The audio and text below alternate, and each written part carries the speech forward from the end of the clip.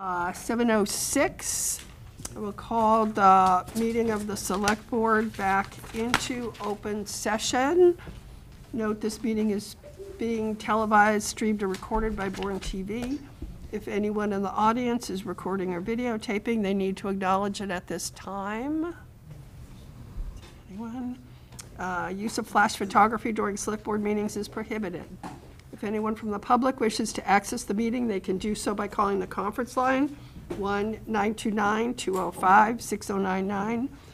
The Zoom meeting ID is 869-5775-5505, and the password is all uppercase Bourne, B-O-U-R-N-E. The Zoom chat will not be monitored. Participants who wish to speak must raise the hand icon until the chair asks them to unmute. All items within the meeting agenda are subject to deliberation and votes.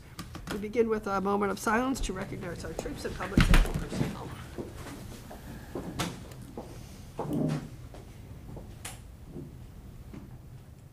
And salute to the flag. I pledge allegiance to the flag of the United States of America and to the republic for which it stands, one nation, under God, indivisible, with liberty and justice for all. Report out of executive session. We had an executive session this evening to discuss strategy for negotiations, and we have not made any final decisions. Reading of the Select Board vision and mission statements. Who would like to read the vision? Let me see. I haven't done it. Okay. Vision? Vision. Bourne is a proud community that embraces change while respecting the rich heritage of the town and its villages. It is a municipality based on strong fiscal government with a durable economy that recognizes the rights of all citizens, respects the environment, especially the coastal areas of the community and the amenities that it affords. Bourne embraces excellent education and offers the citizen a healthy, active lifestyle. And the mission. All right, I can do the mission. Let me just get it up here. It's in my right minutes. Well, it's not in this packet. I'm gonna have to give it to you, darling. Oh, you're gonna let me do it? Oh, I'm not blind. You got it, Jean? Yeah. All right. Mission. Bourne will Not in this maximize packet. opportunities for social and economic development while retaining an attractive, sustainable, and secure coastline and environment for the enjoyment of residents and visitors. Through responsible and professional leadership and in partnership with others, Bourne will strive to improve the quality of life for all residents living and working in the larger community. Thank you. Community and shout out and recognition. I want to give a shout out to the Bourne Sandwich Rotary Club for donating peace poles to the town of Bourne. We installed one at Buzzards Bay Park that the town now owns, and one at the library that the library trustees have. So And they also did Upper Cape Tech, and they also did one in Sandwich. So it was a great gesture and donation by them. Anybody else? Public comment on non-agenda items. Is there anyone signed up for public comments on Saw somebody non-agenda? sign up. But They might have just been signing up that they were here. Maybe. Okay. Anybody on Zoom for public comment on non-agenda items? Seeing none. Next item is one-day beer and wine license for event St. Margaret's Church on October 19th, 2024, as conditioned by departments. Is there anyone here from St. Margaret's?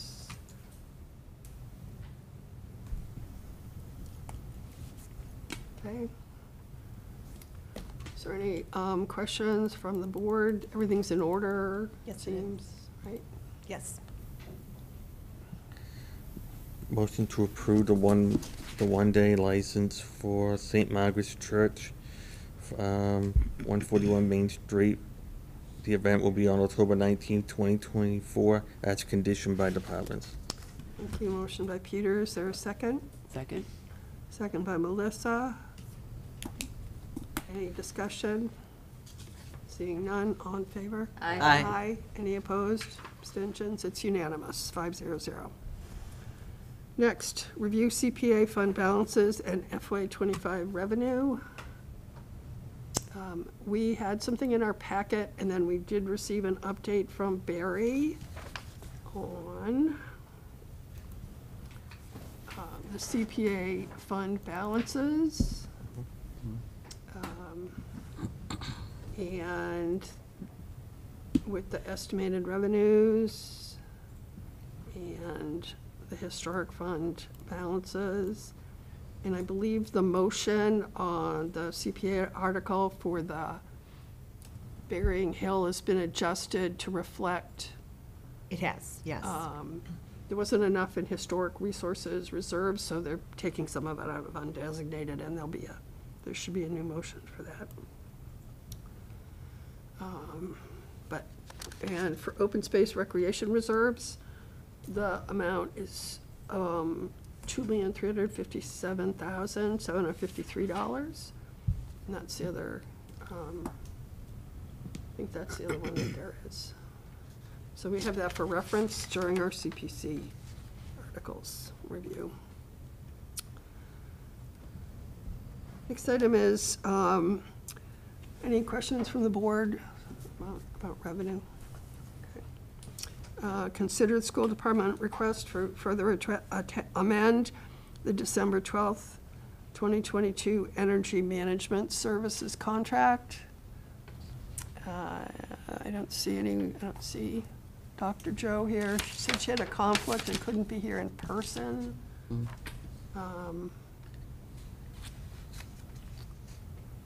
don't see the superintendent. But I don't see her. I don't see her either.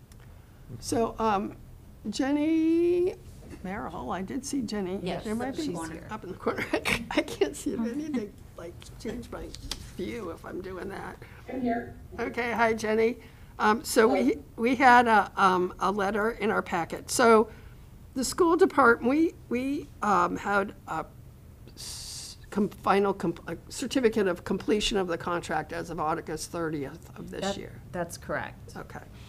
And the school department has requested that other projects that they're doing that were not part of the original contract, that there be either contract amendments or that the contract be assigned to them to be able to execute under that contract.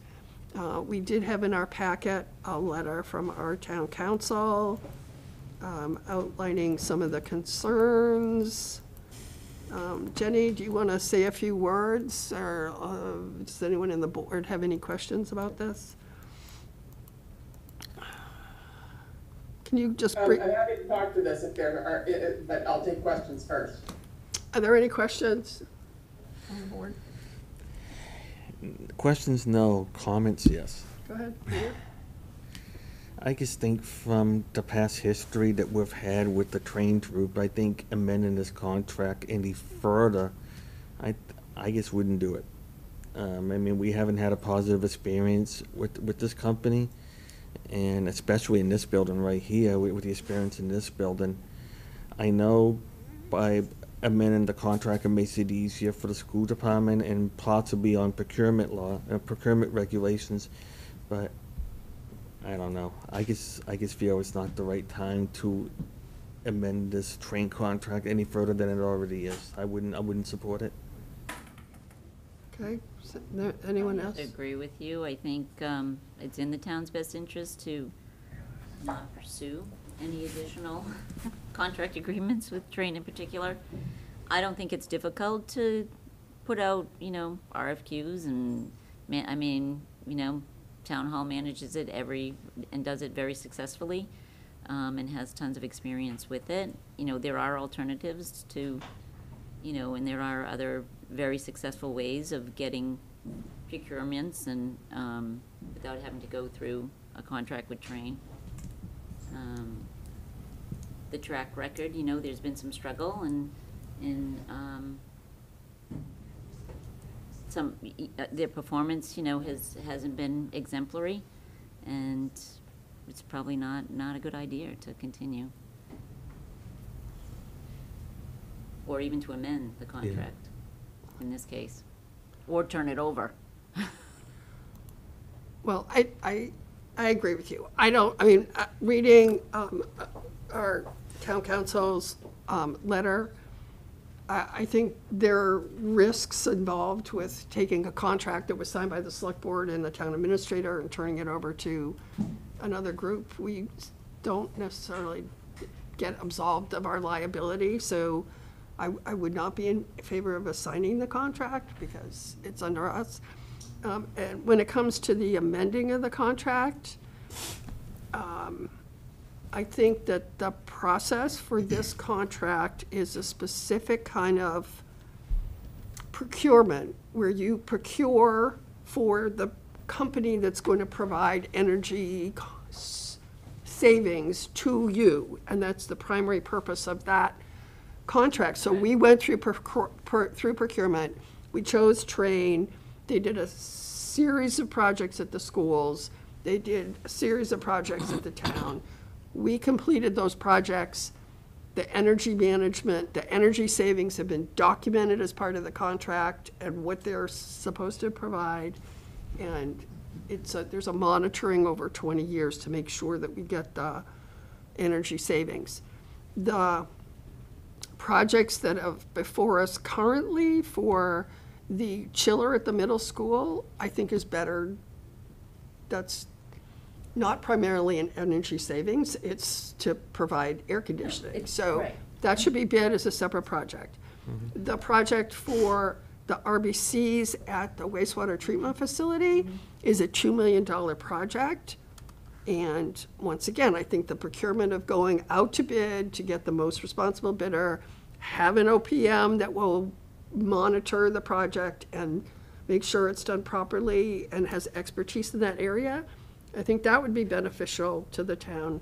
And for the middle school roof at the schools, it's the same thing. It's a $3 or $4 million project, and it should go out to bid, and it should have its own design and own process. So I'm not in favor of further amendments or of assigning the contract, and I think we need to take a vote to do that. Make a motion that we deny the school department's request to further amend the December 12, 2022 Energy Management Service Agreement with Train. Second. Motion by Peter, second by Melissa.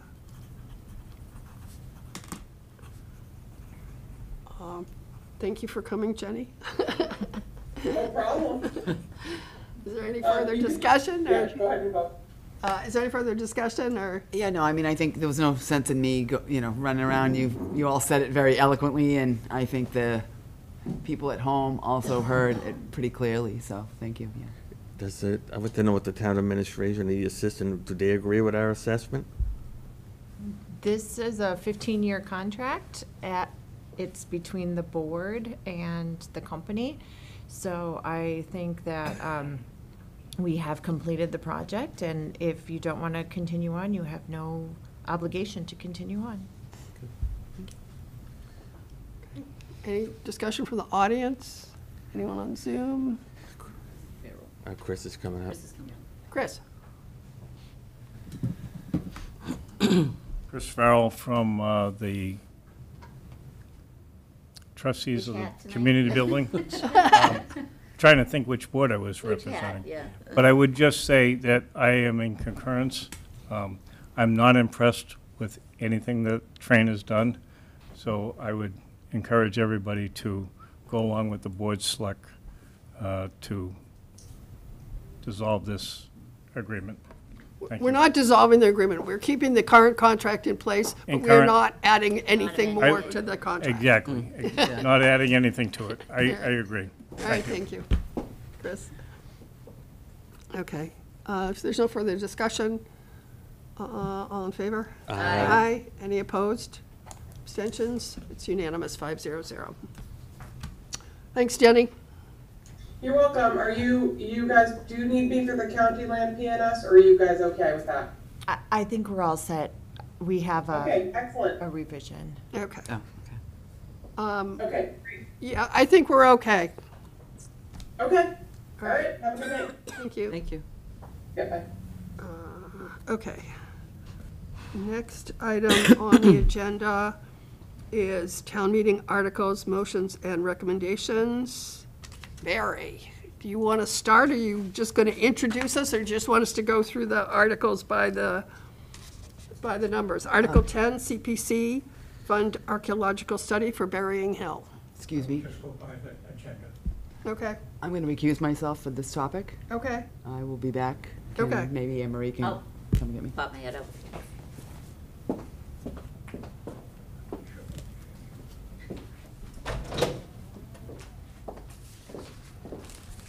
Good evening. Jamie Hochter. I am a resident of Sandwich and a member of the Herring Pond Wampanoag tribe, whose homelands are, as you know, in part located in Bournedale. Thank you for the opportunity to present the Burying Hill project for CPA funding. As you may have seen in the narrative included with the application, we have requested funding to conduct a non-invasive investigation of the property known as Burying Hill. In particular, we are interested in confirming the status of the burials located on this site, and in the process, potentially locating the site of the original 1637 meeting house established by Richard Bourne and Thomas Tupper. Since submitting the application, we met with 2 registered professional archaeologists, Robert Chartrand, who grew up on Cape Cod and is currently researching historic sites in Jamestown, Virginia, and John Steinberg of UMass. For those of you who may be familiar with the similar project at Sandy Pond Road in 2015, which was also a CPA-funded project, Mr. Steinberg is the archaeologist who conducted the investigation at that time. We're happy to report that Mr. Steinberg has confirmed that the soil conditions on Burying Hill are ideal for a productive ground-penetrating radar survey. In addition, our historical research has uncovered the potential location for the original meeting house.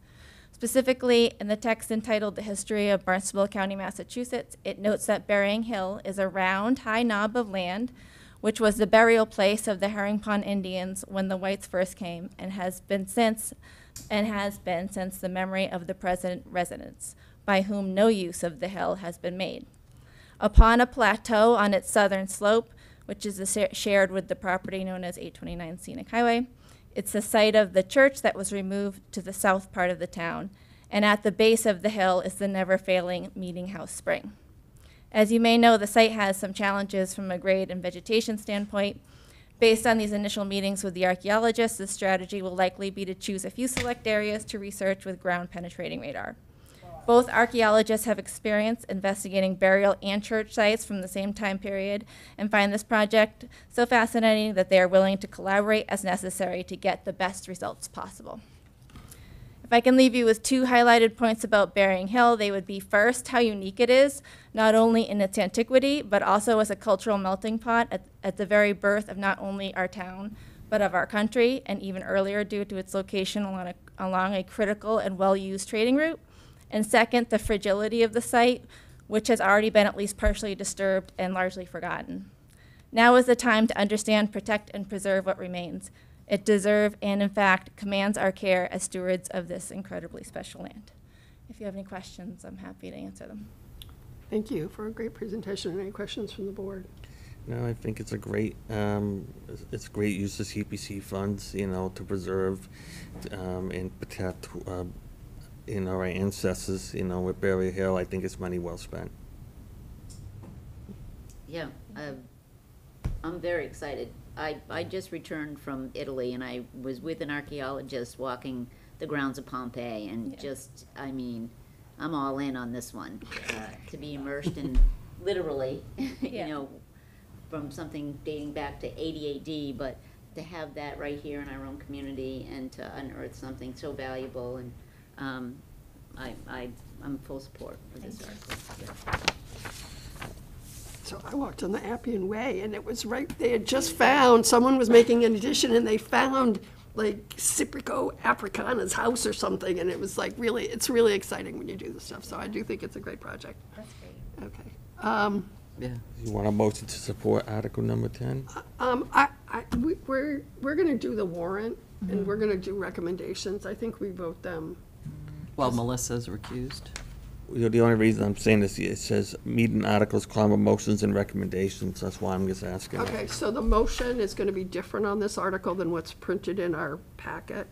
It has been corrected. Okay, so, and if we're gonna recommend, are we voting to recommend approval? Yes. Yes, That's the motion. We're voting to recommend approval. So, Yes. so move. Okay, yes. all Second, right. I Article just, 10. yeah, I just want to say what the motion is. We, I'm a stickler for saying, well, it's different than what's in, what's Do in. you want me to Right. read it, MJ? yeah, do you have the Nothing's amounts? gonna It's like the happen, correct? 47,000 plus. We move that the town vote to appropriate and reserve the sum of $47,558.42 from the historic reserves and $2,441.58 from the undesignated fund balance to fund the archaeological study, including all related and incidental work and expenses referred to in Article 10 of the warrant, said sum to be spent under the direction of the Community Preservation Committee. All right, so who was the second? Anne Marie. Okay. So we have a motion by Peter, second by Anne Marie to recommend approval of the motion on Article 10. Is there any discussion? Seeing none, all in favor? Aye. Aye. Any opposed? Abstentions? Is Melissa considered abstain? No. No, she'll be she's recused. recused. Okay. We good? Yep. Thank you very much. Oh, jeez, wrong door. Bye.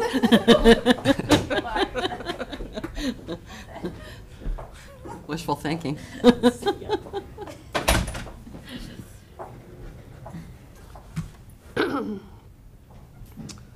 Next item is Article 11, CPC funding land acquisition, 88 Puritan Road.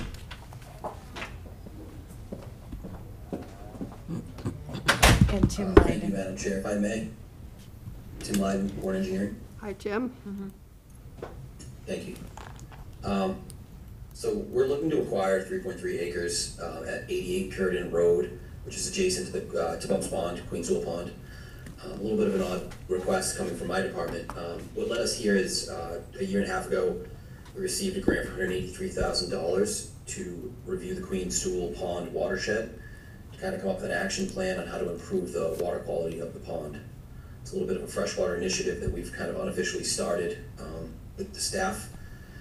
And this parcel came to us because it's adjacent to the Queenswell parking lot. We already maintain a portion of this lot by mowing. I was hoping to maybe acquire a drainage easement, but it turns out the lot's actually for sale.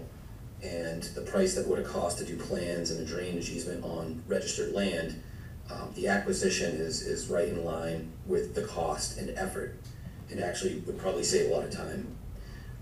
Besides that, the environmental sensitivities of this lot promote it as, you know, a really good acquisition for us.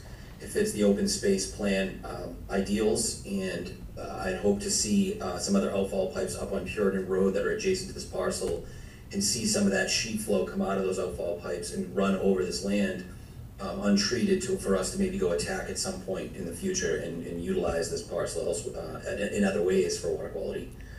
I'm just gonna do a real quick screen share for people that are home, and if you guys can see it as well. So as you can see the parcel, I mean, the pond in this map, you know, isn't much bigger than the rest of this map where it's cutting it off, but you can see how big a 3.3 acre parcel actually is to this watershed. So my hope is that we will acquire this and we can do the work necessary to not minimize shrinking down and losing parking spaces at the Queenswell Pond parking lot, because we just received a $375,000 grant to do the construction for that work. And we're working with the current owner right now to receive permission to go through the permitting process so we can be ready to go in the spring. So with that, I will take any questions. Okay, any questions from the board for Tim?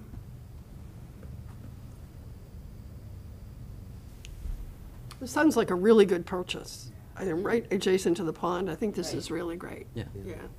It's good find. We had discussed it in the past, and we didn't. I don't know if we ever just chose not to pull the trigger. So Okay.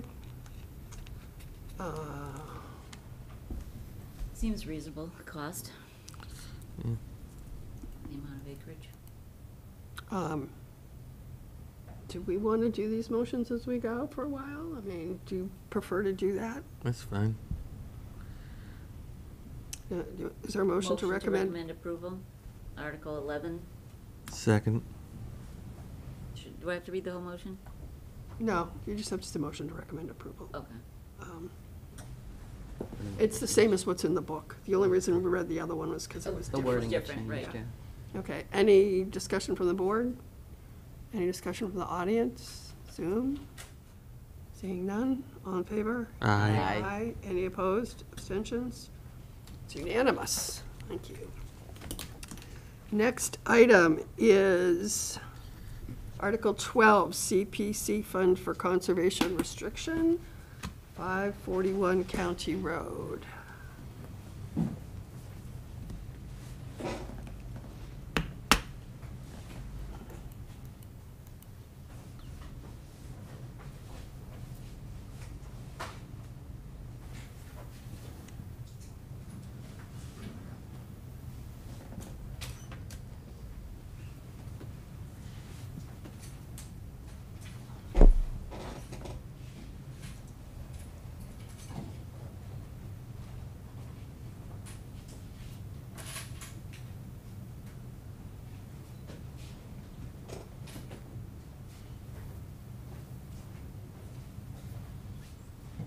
Evening, welcome. You want to introduce yourself and tell us about the project? Good evening. I'm Steve Ballantyne from the Bourne Conservation Trusts, an organization that formed in 1980 and has been active throughout all of Bourne, actually procuring parcels of property for conservation use and for public enjoyment of trails and whatever.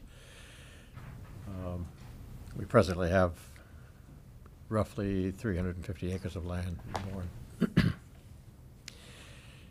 The Austin property appeared at the very end of July, was listed at the end of July for sale.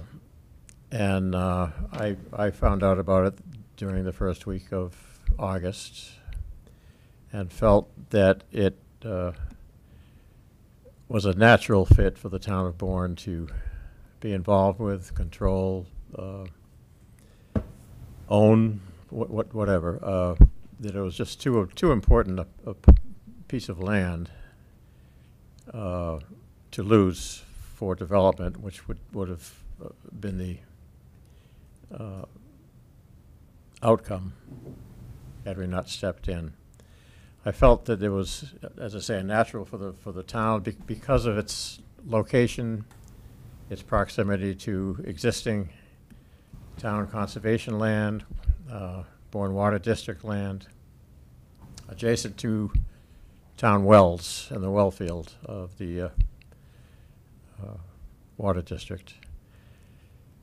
And I also felt not only strongly that this should be preserved or controlled, the use of it, not only for its conservation value, but for its proximity to the wells and the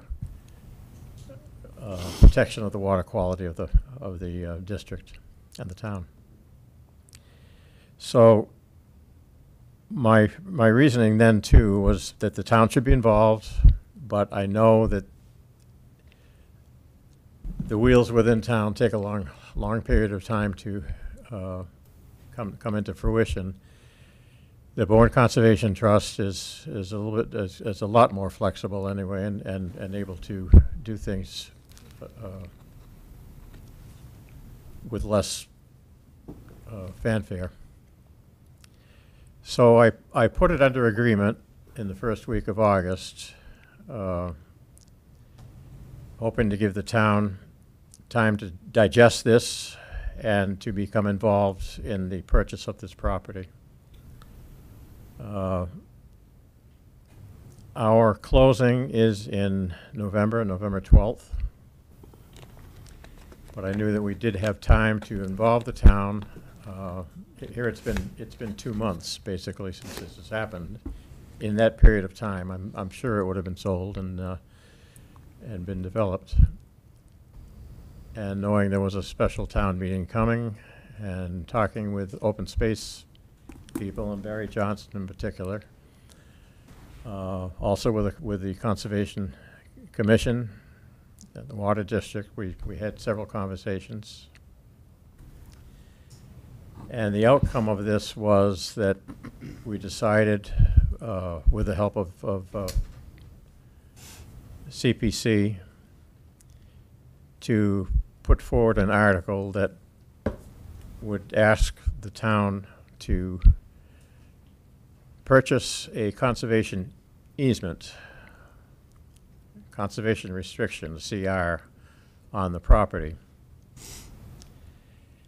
in which the Bourne Conservation Trust will close and will own the property, will maintain the property in the fashion that it's entertained for years, just basically footpaths, trails for the public.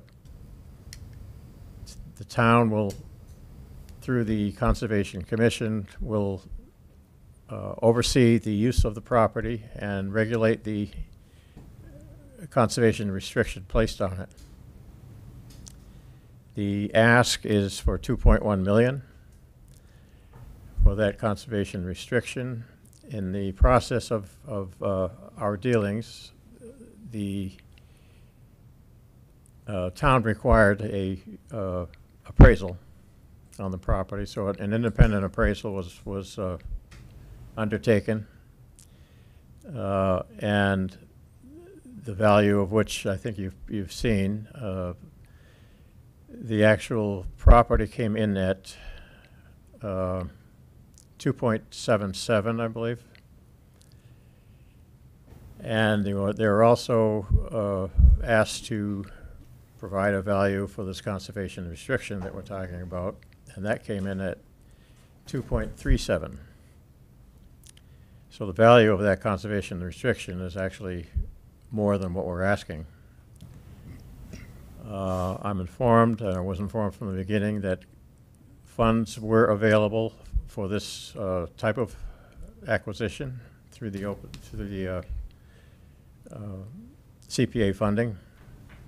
We went before the CPC with an application that spelled out our involvement and asked for their cooperation. And that's where we are today. The ask is for 2.1. In addition to that, we have applied for a state forestry grant, which would pay for basically half of the conservation restriction.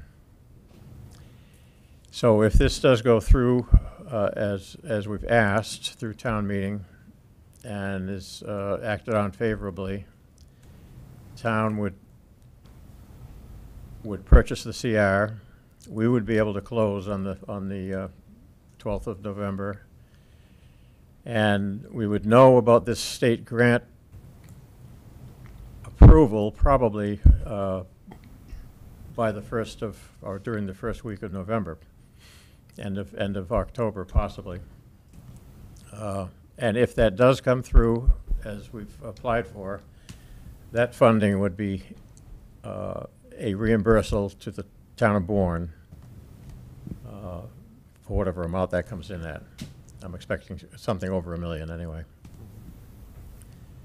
And we are willing to sign an agreement with the town to back up a verbal agreement. And that piece of paper is being manufactured right now and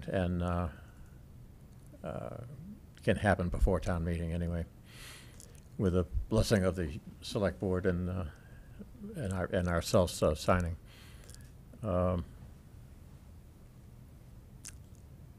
I think that's about all I have. Mark, do you have anything at all to add to that?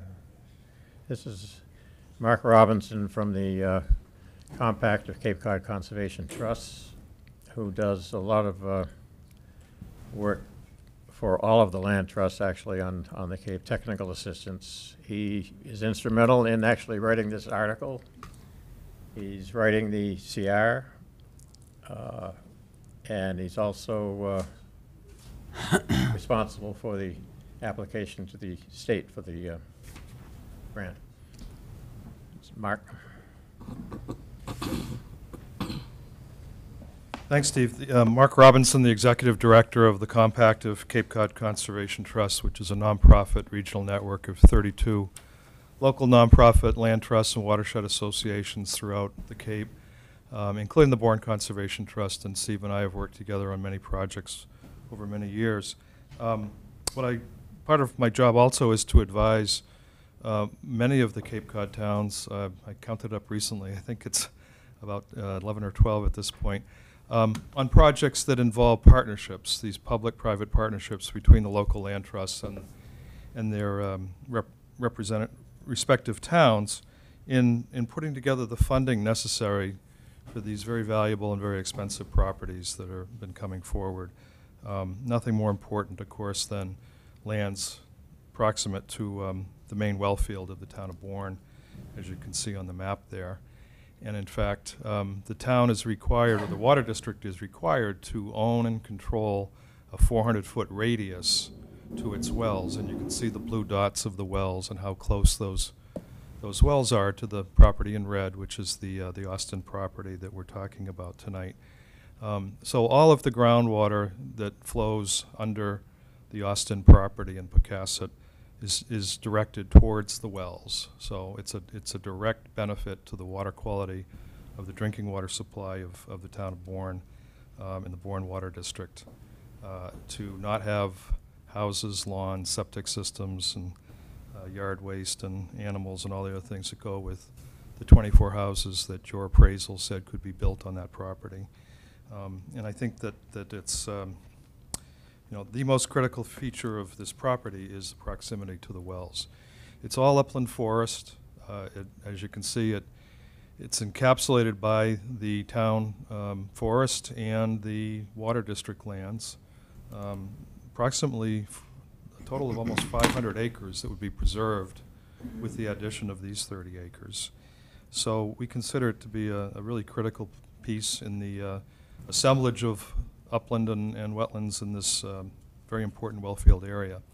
I should talk a little bit about the state grant. So one of my jobs is to write a lot of state grants for land acquisition for conservation, typically under contract to the different towns, in this case under contract to the Bourne Conservation Trust. So the Bourne Conservation Trust is the applicant. And the reason for that is that we were able to move quickly. This grant bid announcement was only made in late August. They wanted the proposals in by late September, last Friday, and we were able to hustle and get that grant application together. The town was very generous in letting us use the town's appraisal to support the Forest Reserve grant request to the state. So we've requested the maximum, which is 50% of the purchase price. So 50% of 2.1 million is 1.05 million. That's the number that would be approved up or down. So the state doesn't give partial grants. It's either the maximum or nothing at all. I know of only one other grant proposal that's coming in from Cape Cod into this grant round, and that's from Harwich for a 16-acre property that is not as critical as this one here in Bourne. So we expect to hear the grant announcements in the early fall, early November. It's kind of a little bit arbitrary on the states, but they've told us that they want to make the decisions quickly so that they can enable groups like yours to conduct your closings and be reimbursed. So it's a reimbursement grant. The grant would flow from the state to the Bourne Conservation Trust. A memorandum of understanding has been drafted and submitted to your town council for review and approval that would guarantee that any funds received from this state forest reserve grant received by the Bourne Conservation Trust would be transmitted back to the town as reimbursement for the purchase price of the conservation restriction. The only other thing I'd like to say is I have a memo here. I think this is something new in Bourne. It's certainly not new elsewhere. In 9 different towns on the Cape, we have these kind of partnerships where the nonprofit group owns the land and the town purchases, in effect, the development rights to extinguish them and further preserve the land. So it's owned by a nonprofit land conservation trust, the Bourne Conservation Trust, in this instance, subject to their perpetual conservation restriction held by the town through the Conservation Commission. So it's an extra layer of protection. It's the belt and suspenders that we looked for, that the state requires when land is being preserved with a state grant. So it's a very common occurrence. I've got this memo here I'll be happy to distribute. It's got some examples from other towns, but you'll see that they're all using CPA funds. Section 12A of the Community Preservation Act enables the towns to buy these conservation restrictions in addition to buying fee simple or title in properties for conservation purposes. And so it's a benefit to the town as well, because in fact I know of at least one town where I live, the town doesn't want to have to manage more land, and in this case the Bourne Conservation Trust will be the manager and responsible for its upkeep, keeping the trails clear after storms and things like that. The Bourne Conservation Trust is a very active group of volunteers. They call themselves the Trailmeisters, and they do a wonderful job keeping the trails open throughout Bourne. So, Madam Chair, if I may distribute this memo just for your files. Thank you. Madam Chair. Yes, Peter. Opportunities like this don't come often, so when we have a chance to jump at it to preserve this land, based on what we've done in the past with the town forest and Four Ponds, it's a no-brainer. I think it's something that I keep on saying money well spent, and people argue that we don't have town, we're having a hard time finding suitable land for a fire station in this town, but like I said, opportunities like this do not come that often, so, and for us to purchase the conservation restriction and preserve this land, we gotta do it, because it's, because if not, you're looking at probably at least 14, 15, if you end up going with 2 acre zoning, it's like 15 homes. If it's 1 acre zone, it's almost 30 homes, and, I guess wouldn't support that. So I just think that going to town meeting, that we should vote yes on this article, and support this request. If I may. Melissa. I think this is wonderful. Anything that, for me, that says conservation on it is fantastic. I just have a question for the Bourne Conservation Trust, and it's probably because I just haven't had enough time to talk with you, and I know Mark, we've had conversations on the phone, so it's good to see you in person. But I'm just curious, has the Bourne Conservation Trust ever had any sort of connections or discussions regarding cultural respect easements and how those work? Just out of curiosity. Not that it really, it's just something that it comes to mind when we're getting more conservation land, especially held by a trust such as yours.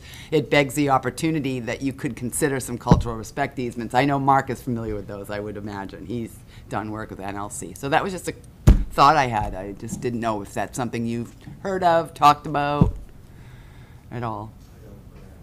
Yeah, well, speaking on Steve's behalf, the cultural respect easement is a new idea, originated here on Cape Cod in the east anyway, whereby any properties, whether they're private properties, public properties, nonprofit properties, could be offered as a formal means of access to the property by Native American groups. And the first one was done in 2015 in Dennis. The Dennis Conservation Land Trust offered it to the Native Land Conservancy. That was extended and expanded in 2021 to include all of their properties in a perpetual way. So that was the first instance on Cape Cod. It's been slow to regenerate throughout the county. I will say on October 26th there's a workshop in Orleans where land trusts are being invited to learn more about that, and hopefully it'll take off. All right, yeah, just curious. I wasn't sure if our friends at the Conservation Trust knew anything about that. So. I have no background in it, really. Oh, that's all right. That's okay. It's just a question. Yeah, thank you. That was my thought. Any other questions from the board? I did have a question. The Bourne Conservation Trust, is it in it sounds like in part of your plans, you'd make some connections with the trails that exist with the town forest. Can you To have to come continue to the some of those? microphone if you're going to answer. There are presently trails that have been used for years on this property. They could use some work, but I think they've been there for forever.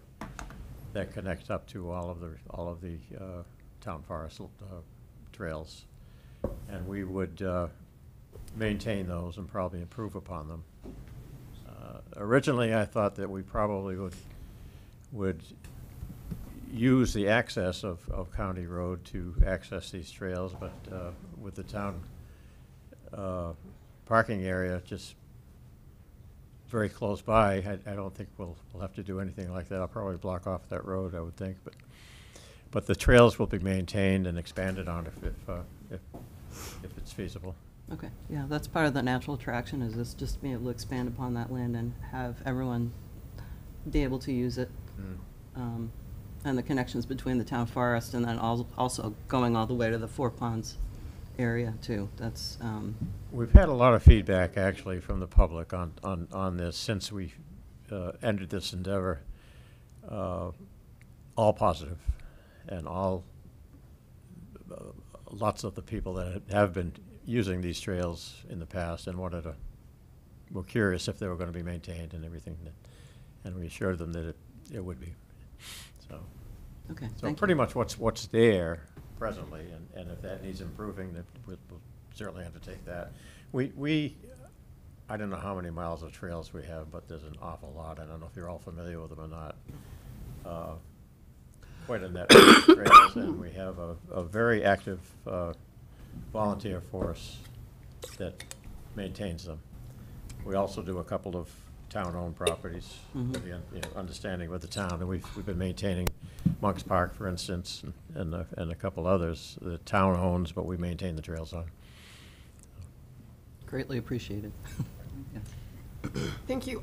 So this wouldn't be good fire station land because it's near the water resource Of district, course. so we know Right, that's yeah, an we can't use automatic it no. for that. Yeah. But That's a big no. this is a great project. I'm really happy to have it here. Just to sum up, the purchase price of the land is the $2,100,000. And though, so We have it under. that's what you're asking for us to purchase, the town of Bourne to purchase the conservation restriction. You have filed for a forest reserve grant for 50% of the purchase price, and if that is granted, that $1,050,000 will go back to the town. So, Yes. just so that we're all clear about the terms, and I really appreciate the work you did and your fast action. So the reimbursement money, if they are successful with the grant, would go back into CPA fund? How does that work? Yeah. Yes. Yes. Yeah, it would be a reimbursement to the fund. We'll go back in open space reserves or whatever format, if it's, Yeah. or undesignated fund balance, I don't No, know which one. this is coming, this motion is coming from open space, So that's open where space reserves. So that's where we go back. Yeah. And what's our balance? 2,700,000 something. Hold on, I got it. I have that tab. 2.3. 236 $2,357,753 one, yeah. dollars and 33 cents in the reserves balance, plus there's additional revenue that will come in. It doesn't include the estimated revenue for FY '25 of $1,425,397. And then we did use 55, we also used 55,000 from that for the purchase of the 88 Puritan, but there's sufficient funds to use the open space reserves. So with that, ma'am, I'd like to make a motion to support Article number 12. No, recommend approval. Yeah, recommend approval of Article number 12. Okay, is there a second? Second.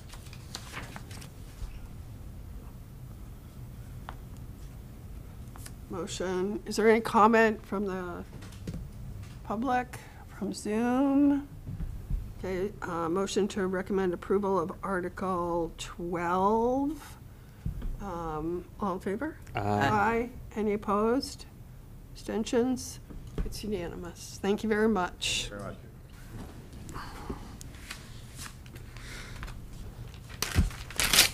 Okay, next on our agenda is Article 18, CPC fund easements for the rail trail. Tim? On Zoom, I assume? Yes, Madam Chair, thank you. Tim Lyden, Bourne Engineering. So this is the funding mechanism for the right-of-way acquisitions for the temporary easements for Phase 1 of the Bourne Rail Trail.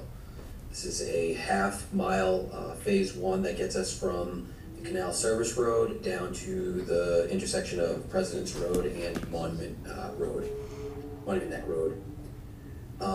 So we have 3 private temporary easements for construction and landscaping, as well as a temporary easement on state property, a temporary easement on Army Corps federal property, and also the lease agreement for the shared use path on Commonwealth property itself. So this would pay for that. We have an appraisal. It is in line with the request. So with that, I'll take any questions. Any questions from the board?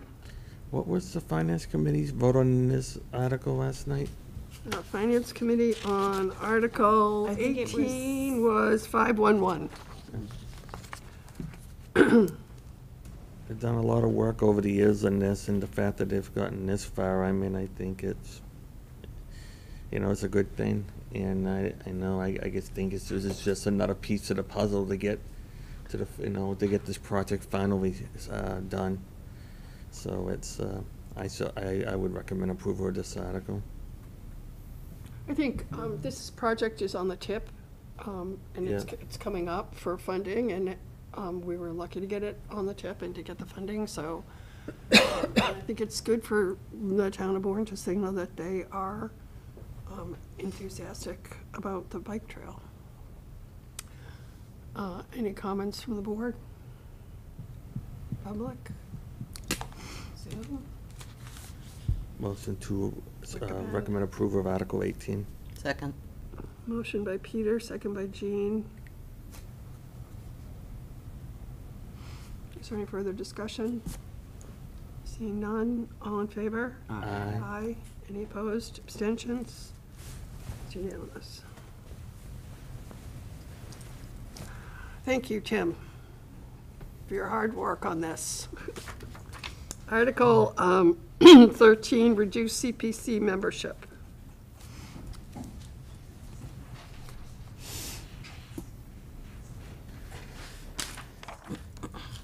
Barry Johnson, the chair of the Open Space Committee and the CPC. You'll note that this article is sponsored by both committees. I wrote this article and suggested it to them for the following reasons, because I think that the time for the reestablishment or recomposition of the committee is timely. The first change in it is that the housing representative will no longer be from the Bourne Housing Authority.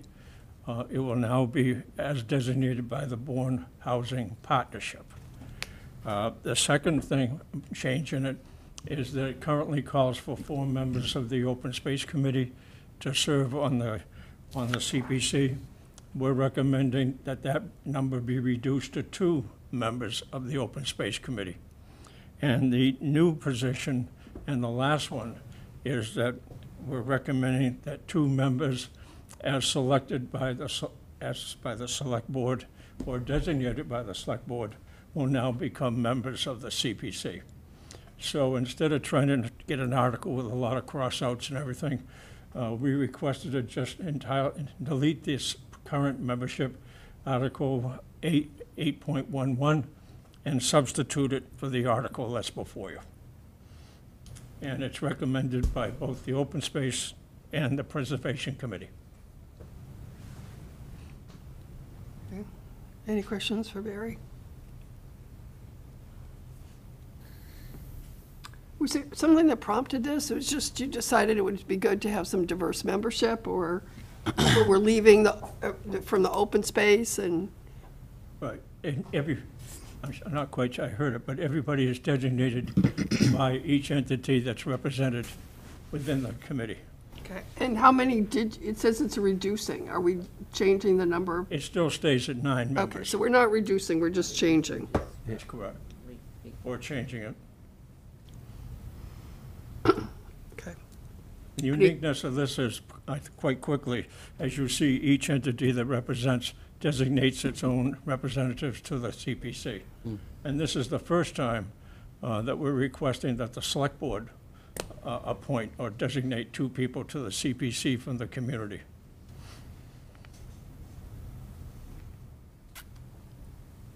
Okay. Any questions from the board? Pretty. Public? Zoom? I understand Barry's logic for the Bourne Housing Partnership, but what happens up the road if you can't get someone from the Bourne Housing Partnership? Now we're in the same problem that the Bourne Housing Authority has now, so I wonder if the wording could be 1 member from either the Bourne Housing Partnership, Bourne Housing Authority, the Bourne Affordable Housing Trust. I can want one of those 3, so this way you're not limited, because I think. It says, should any commission, board, partnership, or committees who have appointing authority under this bylaw cease to exist for whatever reason, the select board shall appoint a suitable person to serve in their place. I spoke to the Housing Authority Executive Director, and currently they only have 3 members serving on the governing board of the authority. That's now, but we don't know what the future's going to bring. I just want to protect the public housing's, the Bourne housing interest as a whole. So That's what the partnership and the Bourne Trust does. And How many members in the partnership? Bourne Housing Partnership, how many members? 7. I mean, it's bigger than the trust, I know that. It's a bigger pool. I think we leave it. If in the future it's a problem, we could We could change it then. Yeah. It can always be amended in the future if necessary. Yeah. Motion to recommend approval of Article 13. Second. Motion by Peter, second by Melissa. Is there any further discussion? Seeing none, all in favor? Aye. Aye. Any opposed? Abstentions? It's unanimous, 500. Thank you for your actions taken on all the CPC articles. Thank you. You're welcome. Next is Article 15, zoning bylaw signs.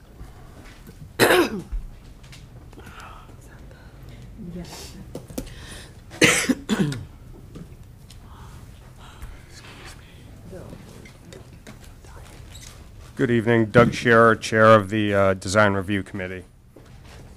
We have a few members of our committee here tonight to present some minor changes to the downtown district bylaw. Just as a quick review of who and what we are, in 2011, the downtown bylaws were debated and written and presented at a town meeting, which I'm not 100% sure, but I believe they were voted unanimously to be accepted. If they weren't unanimous, it was very close to being unanimous. Shortly after, the Design Review Committee was formed to review projects and make recommendations to both the Planning Board, the Zoning Board, and the Select Board. Since its inception, the committee has worked hand in hand with business owners and the downtown neighborhood to guide people through the process of submitting applications and hopefully starting new businesses on our main street. I believe the committee to be probably one of the most business-friendly committees in Bourne, and we have, over 10-plus years, guided numerous new business owners through the process. However, to succeed, we, at this point now, need to make some adjustments to those bylaws to make it easier to navigate for the business owner to not only join us in downtown, but to succeed within the downtown district. Tonight, again, we are focusing on changes to the sign bylaw. The goal here is to make the application process cleaner and easier for the applicants. Over the years, we've had a bump or two in the road, but hopefully the changes that we are proposing will not only make it easier for the individual business owner, but most importantly for the entire downtown district. It's a community that has to work together and has to help and support their neighbors to make it successful. That being said, I'd like to turn the discussion over to Marie, who I believe you guys probably all know from her work at the Chamber of Commerce. And what you might not know is that she was one of 5 of us that sat down and wrote the original bylaws and put them together. It seemed like an endless project that took forever. And we are now reviewing those again and hopefully making positive changes for the entire community. That being said, I'd love to have Marie give a little more information on what the overall goals are, and then we also have David to answer any questions on the changes that we are proposing, and hopefully we'll get your support for. Thank you.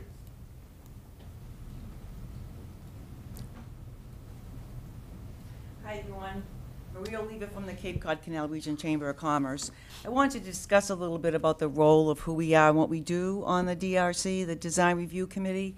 The design of signage and building facades plays a critical role in shaping the character and appeal of our town. Without clear guidelines, we risk losing the unique architectural identity of Buzzards Bay. By implementing thoughtful design standards, we can create a visually cohesive and welcoming environment that reflects the town's maritime history, enhances the pedestrian experience, and promotes economic vitality. We think signs should be proportional to a building and do not overwhelm the streetscape, and signs should complement, not dominate, the visual environment. We prohibit internally illuminated signs and encourage the use of external downlit illumination that reduces light pollution and maintains the town's traditional feel. We promote signage that aligns with historic and coastal aesthetics, using fonts and colors that are simple, legible, and complementary to the surrounding area. We also look at facades and color palettes that will incorporate design elements that we reflect and improve, again, the aesthetics of the downtown, avoiding overly bright or garish colors. We maintain consistency in window and door placement to create visual harmony along the streets. And landscaping is another element of these guidelines that enhance the visual appeal of the streetscape. So as Doug mentioned, we engage with local business owners and other stakeholders to gather input and feedback on these design standards. This is a copy of the design standards. Town meeting approved this several years ago for us to represent the businesses on Main Street and help Main Street look better and have less blight. So we're really very receptive to the business community, and we work with them and help them with the guidelines throughout the time we've been serving on there. Establishing design guidelines for signs and facades will greatly contribute to preserving the distinct character of Buzzards Bay, improving the town's visual appeal, and fostering a thriving, attractive business. So I'm confident that these standards will enhance both the resident and visitor experience, driving positive growth for the future of our community. And I appreciate the opportunity to come here today. I know we have some zoning to discuss, but we really feel that it's good to educate the constituency out there about who we are and what we do. Thank you very much. Thank you. Thanks, Marie. So, can someone speak to the amendments from town council on this?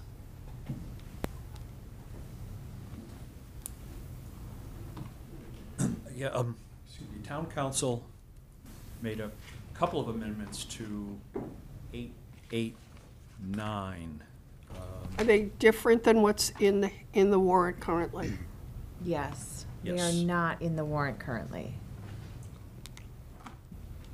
Now, his point was that under, let me get that page.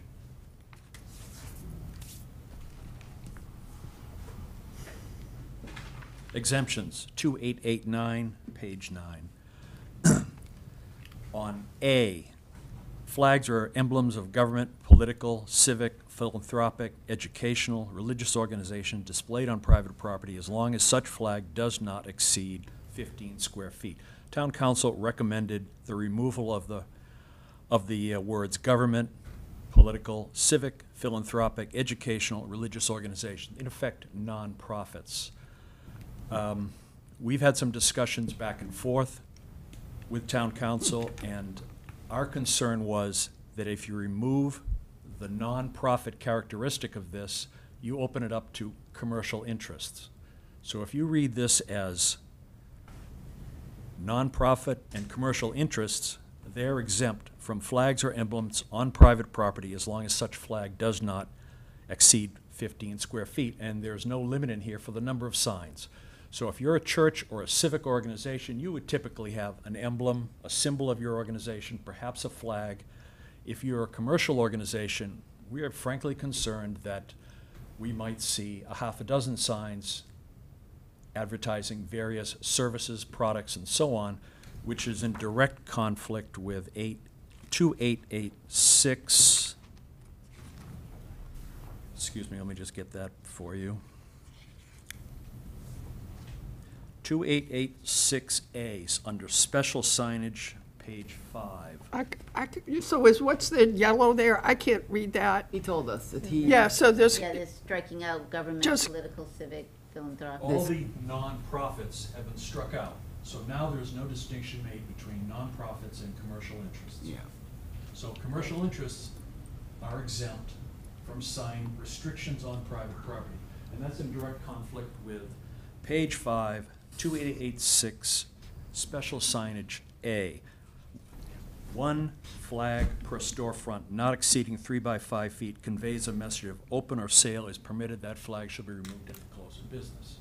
We were concerned that this would allow unintended consequences.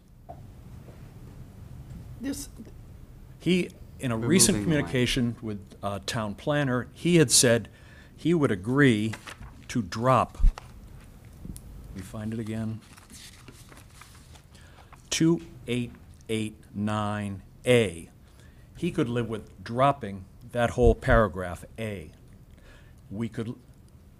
The DRC could live with that. That means every entity, public or nonprofit, would have to come before DRC to have their signage or emblem approved. We can live with that. He suggested that as an alternative wording. Okay, so this is my concern. This work with town council on his recommended changes to the bylaw needs to be done before the planning board has their public hearing.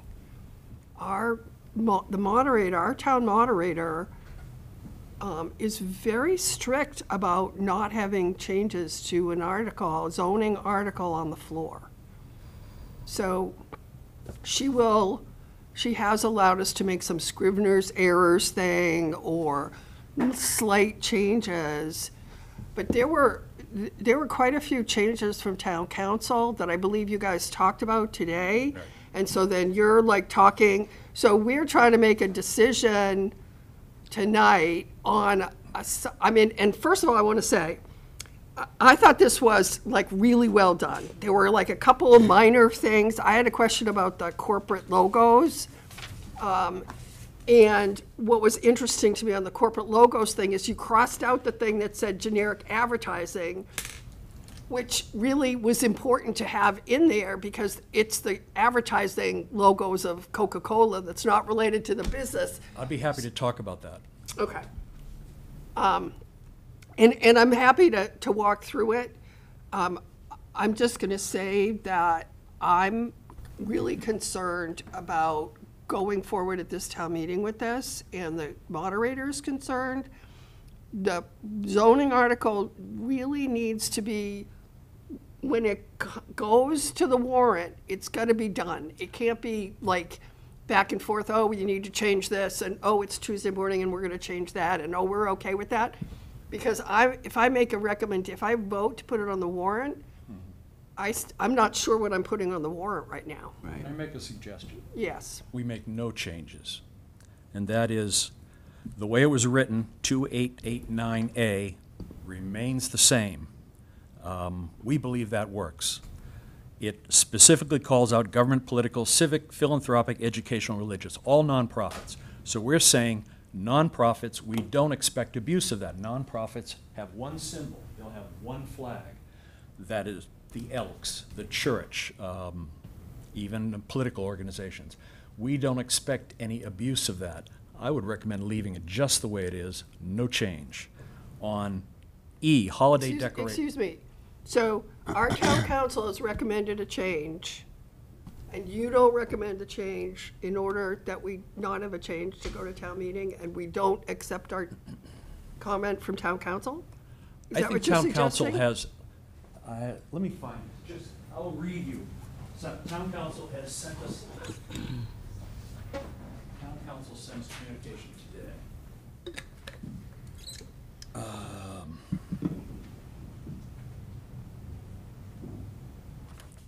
sorry, I need one more page.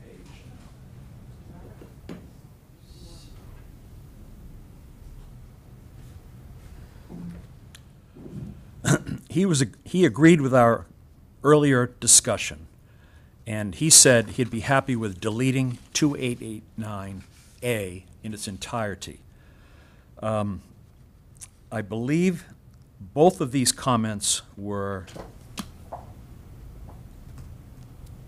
I use my words carefully, legally in the weeds. He was concerned about future, the basic issue is that we cannot favor certain speakers over others and favor certain content over other content in the bylaw without proper reason to do so. In the proposal, the flag exemption favors certain organizations as speakers over others, and the holiday sign exemption both favors speech of certain content and arguably favors certain religions over others. While I know that many sign bylaws contain such provisions, and the risk of this ever becoming an actual problem is probably low in light of the prevalence of such bylaws, if ever challenged, I think these provisions might be problematic. Accordingly, have edited both exemptions so that they no longer favor certain speakers or context. So that was his legal opinion. In a certain way, we disagree. We think this is relatively mild language, innocuous.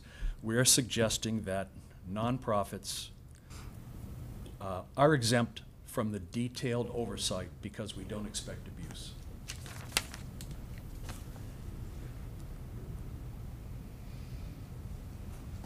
So do you understand the First Amendment right issue? Yes. That is an issue for the town. That if we start governing things and allow some person to say one thing that we like, we can't say someone, if we don't like what they're saying, we can't say, you can't say that. We have to be equitable. And I think that's what he's talking about. I understand that. So, and we've had issues with this in the past, and people wanting to put things in the community building. So, we would be flexible and we would like the board's approval. If our hands are tied by the moderator, I would hope that we don't stumble over what I consider to be esoterica. you want to continue to discuss do we want to hear the rest of the town councils and their response, or? And I've read the email that, so I know what town council has said. I mean, I'll reserve my comments for now. I want to hear some more. Okay. Well, you go out, tell us what you want to tell us. Say again? I said you can go on with describing what you want to explain to us about the bylaw. Happy to answer questions. If you want to go section by section, we can do that. Are there questions? I mean, I think in general, it was pretty well done. It was excellent. Yeah, I thought it was very well done. But we I haven't had a let that question. I had a question about the corporate logos, and I thought it was confusing language, and I think you guys understand what you think you're doing, but I'm not sure it's clear to the public. It wasn't Can I show definitely you not clear to something? me. Can I distribute something here, just for discussion purposes? We were concerned, our principal concern was sponsored commercial logos, and they offer, the sweetener is, it's free stuff. We'll put the sign up for you if you make us prominent in your advertising. Well, sometimes it's more than that. Sometimes it's not just, we'll give you free stuff. Sometimes it's like, this is how we do business and this is part of it. Sure. But that is a really important thing that you said. Sponsored commercial logos. That should be in the bylaw.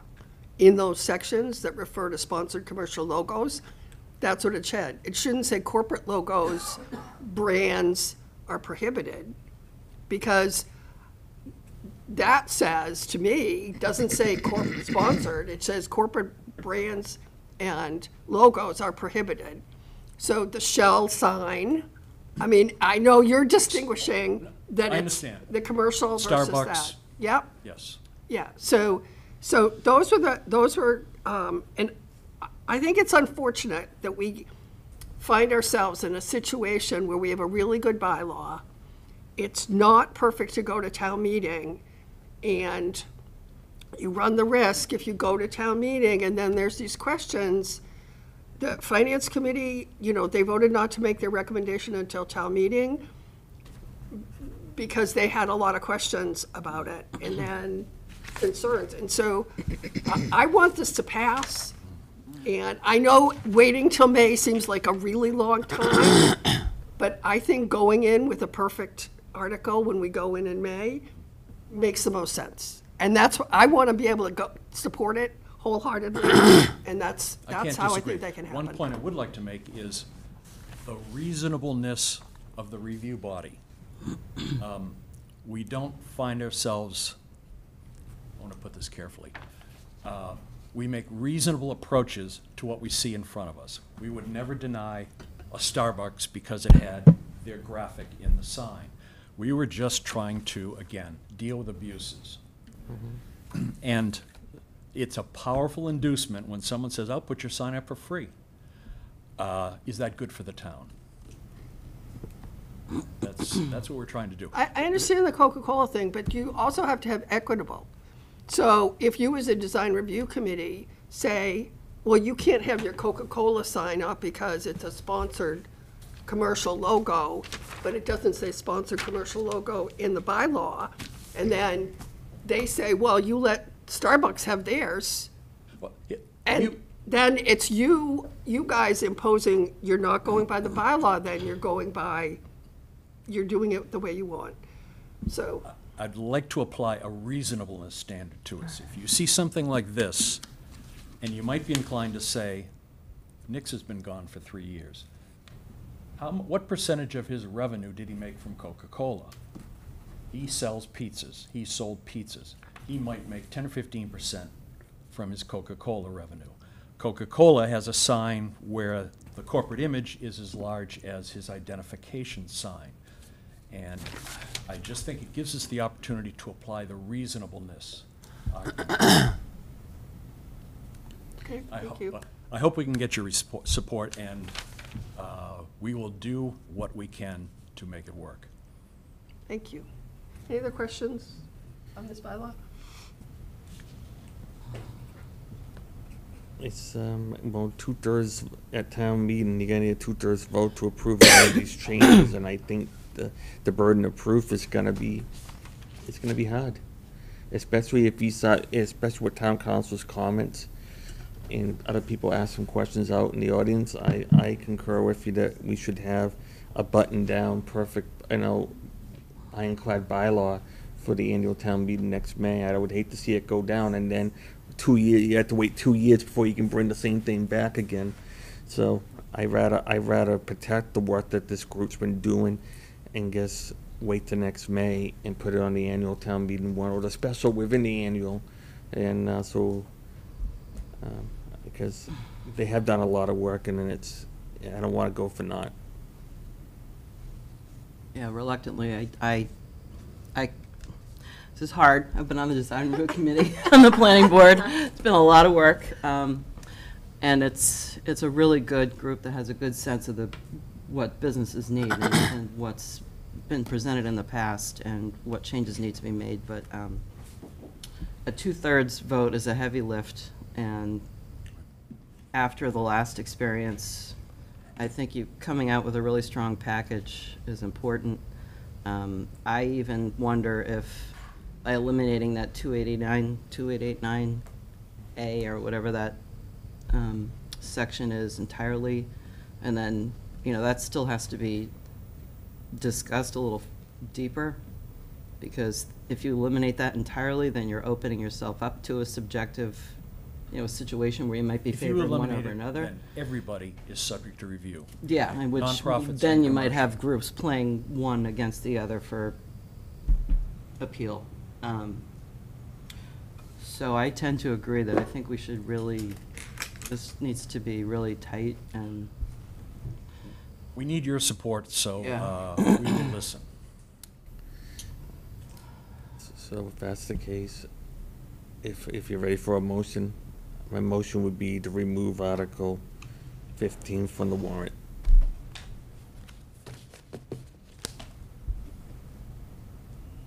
And I would like to have the design review committee work with town council and get that language buttoned up, get it all fixed, have another planning board public hearing, make sure the select board knows that you're having a planning board public meeting on a signed bylaw, so that we can make sure that we know before, so we have a chance to have input before we get to this point. I think that's really important. Point of order. I didn't hear a second. Oh, Peter, is there a second? second. Thanks for your time. Thank you. All in favor of removing Article 15 from the warrant? Aye. Aye. I guess I. Any opposed, abstentions?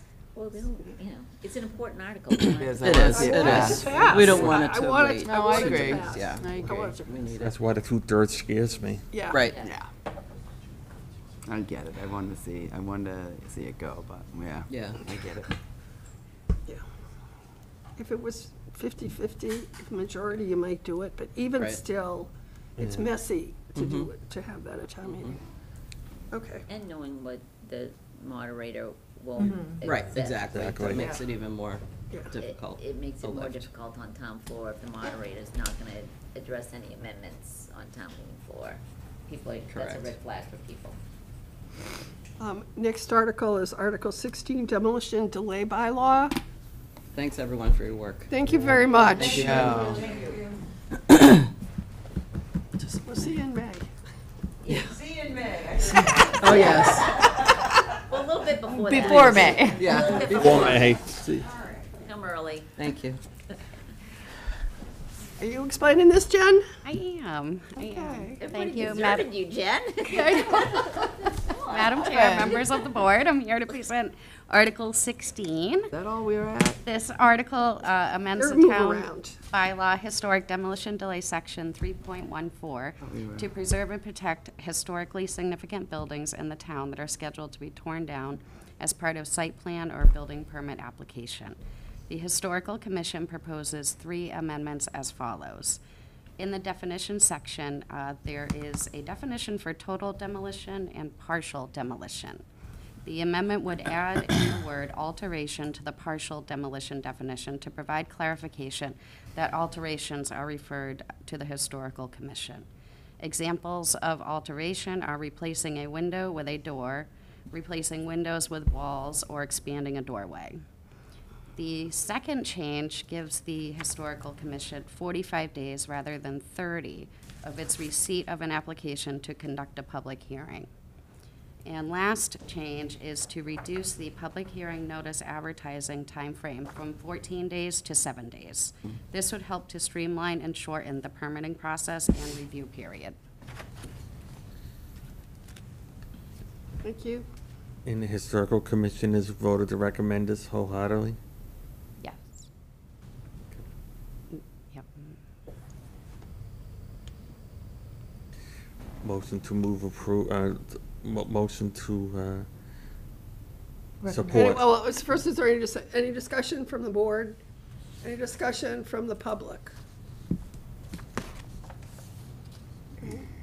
Seeing none. Yeah, Motion to recommend approval?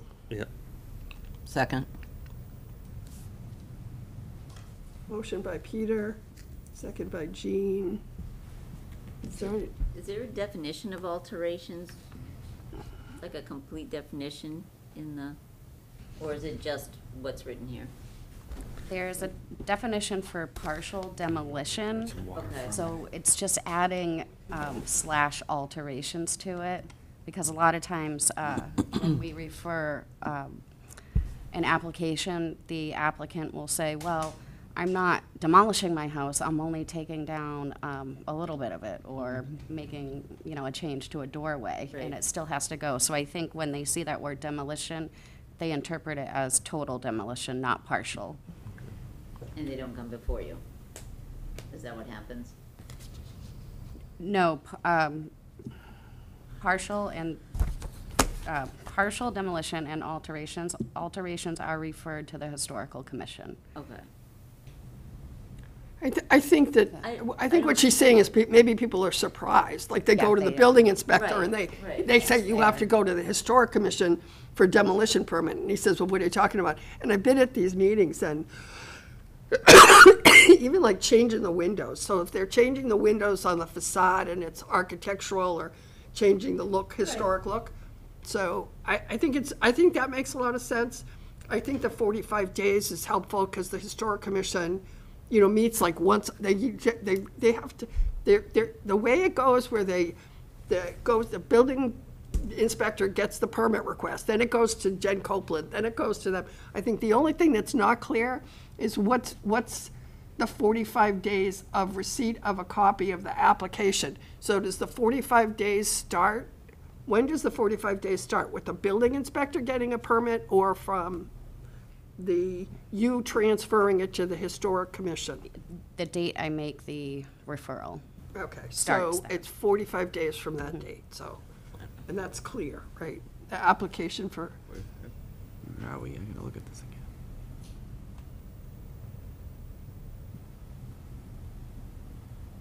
So was this prompted by the hut at the VFW? I think there was a couple things. I think that the Historic Commission's just been discussing this, and they felt that it needed to, in order for them not to be under constraint, that they needed to have these changes. Is that correct, Neil? Yes. Okay. All right, so we have a motion by Peter, second by Jean. Any further discussion? Seeing none, all in favor? Aye. Aye. Any Aye. opposed? Abstentions? It's unanimous. Okay. Thank you. Thank you. Thank you. Thank you. Article 20, easements for the rail trail. This is my mistake. This was my error on the warrant. It was on here twice. I knew it was. You already Yeah. discussed. So it. we're just doing the CPA funding that Yeah, we've covers it. combined everything into Okay. one. I thought there was something else where we had to ask for permission for the Nope, easements. we've got it all in one article now, so. Okay, all right. Article 20 is not an article, oh, there's two Article 20s here. Yeah. Article 19, special act to transfer Article 97, land, county two, land right. in Pecasset. MJ, I'm going to be speaking about kind of the bulk of these, but I'm going to be with you for a while. Would you mind taking Chairman Gray out of order? Oh, sure, yeah, And doing M? yes. I don't know where on the second page of my, I didn't have the second page either. it's not on the back. No, it's not on the back. We only have one Oh. page. Yeah. That's all right. Yeah, You got I'm it. sorry, Bob, you've been sitting here very patiently. Okay. Sorry, please use your electronic agenda. Yeah. That's all right. That's what I did. It's the amended one, so I just gotta find it No. from Kathleen.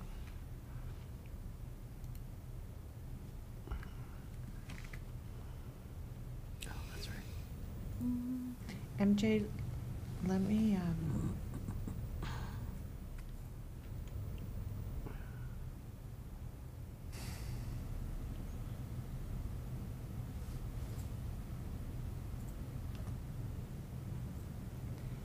we go. MJ, let me email you a copy. No, I got it right here. Oh, you do? Okay. I have it in email. I just had to get to the right place in my email. Okay. Which was coming up weird. Okay. So. Yeah, or we're skipping a couple things. We went at all kinds of like things. Discussion on Article 14, amend wetlands bylaw 3.7.4 to allow permanent small residential pier stocks. Okay. Would you like to come and talk about this?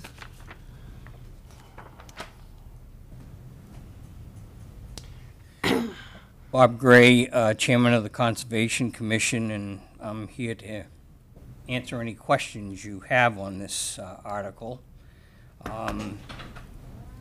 I'll say this to begin with.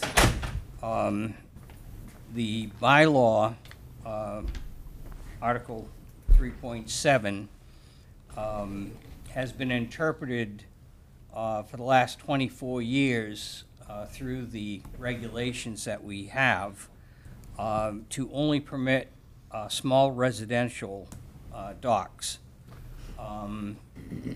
What's been happening the last year or so? Seasonal small residential. Yes, seasonal, thank you, seasonal residential docks. We're moving around. Okay. And what's been happening over the last year or so is that we're getting more and more requests for making these docks permanent. And the Conservation Commission feels that if the bylaw is going to be amended to permit permanent docks as well as seasonal, if some people still want to go that route, we felt that the town meeting should have a say on this. Basic reasoning is that the Conservation Commission members are all appointed by you folks, the Select Board. We are not elected officials. And a change from all seasonal to allow permanent is a drastic change. It would change the characteristic of the embayments where these structures are. So if the town wants to go in that direction, the commission felt it should not be doing that through a regulation change. It should be done through a bylaw amendment, and that's what we were attempting to do with Article 14, is to put the language out there for the town meeting to consider whether or not they wanted to open the bylaw up to include permanent docks, which, as I mentioned, have not been allowed in the town of Bourne. If you drive the shoreline in the town, almost 95% of the docks in the town are the seasonal residential docks. They go in approximately end of March, April, and during the late October, November, December season, they're pulled out of the water. So you can drive your shoreline in the off-season, and you don't have all these docks in the water. Now, we do have a few permanent docks, and many of those were actually built in the early part of the 1900s, prior to the Wetlands Protection Act, prior to the bylaw, and they are exceptions to the rule. I've been on the commission since 1979, and I can tell you that we haven't approved a permanent dock and all that time. But again, the commission feels that it should be the town meeting to decide whether permanent docks are allowed, not a 7-member appointed commission. So with that, I'll take any questions that you might have. Okay.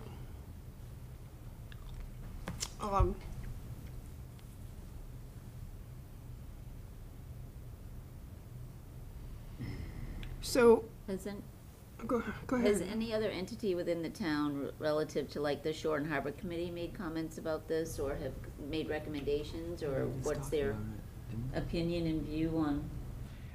I believe the conservation agent is going to the Shore and Harbor Committee soon.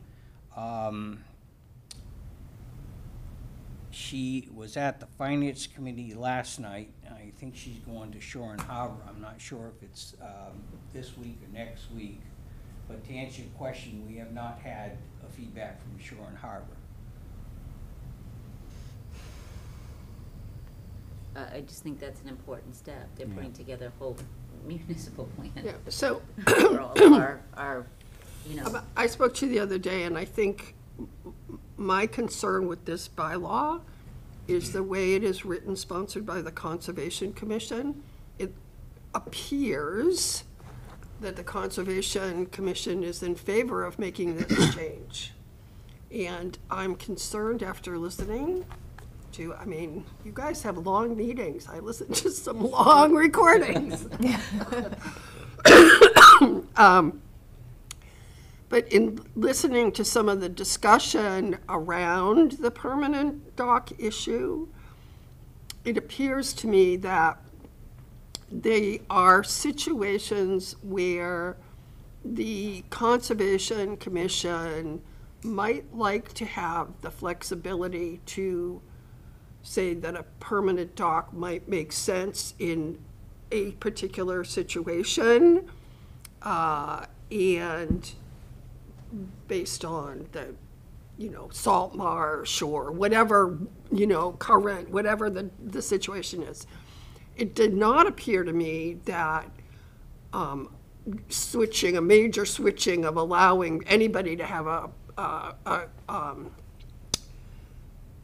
permanent dock might be of a concern. I mean, the story you told about Hurricane Bob, and the pilings from the permanent piers in Wareham coming down through the canal over the Mashpee Dike and ending up in Phineas Harbor, like, that's a huge change. And the change of not having a pristine shoreline in the winter when you can, well, that's one of my favorite times to look at the shore here. So I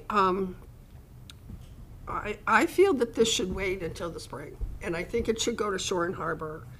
I think that if there's a bylaw, it should be a bylaw that sort of talks about what we want to do. Like, and I almost feel like the 3.17, I think it is, the waiver, where the Conservation Commission has the authority to waive a certain requirement if, in their opinion, it makes more sense, is less minimally invasive or minimally impactful. I think we have to have that discussion so that when we go to town meeting, we're clear about the pros and cons. I don't feel I'm ready to talk about the pros and cons. I mean, I think there's been some discussion, but I think we need to, I feel similar to what we just talked to the sign. We need to be really clear about what we're doing, why we're doing it, why would the select board recommend or not recommend this. And I don't feel, right now I don't recommend it at all. I don't recommend putting it on the town meeting, but if it were on the town meeting, I wouldn't recommend it because I feel I don't have any context for knowing what I'd be approving in terms of regulation. I mean, so what is it, if there's a situation where a permanent dock might make sense, what does that look like? What kind of situations are those? I mean, you've got a lot of. I can answer part of that. Yeah.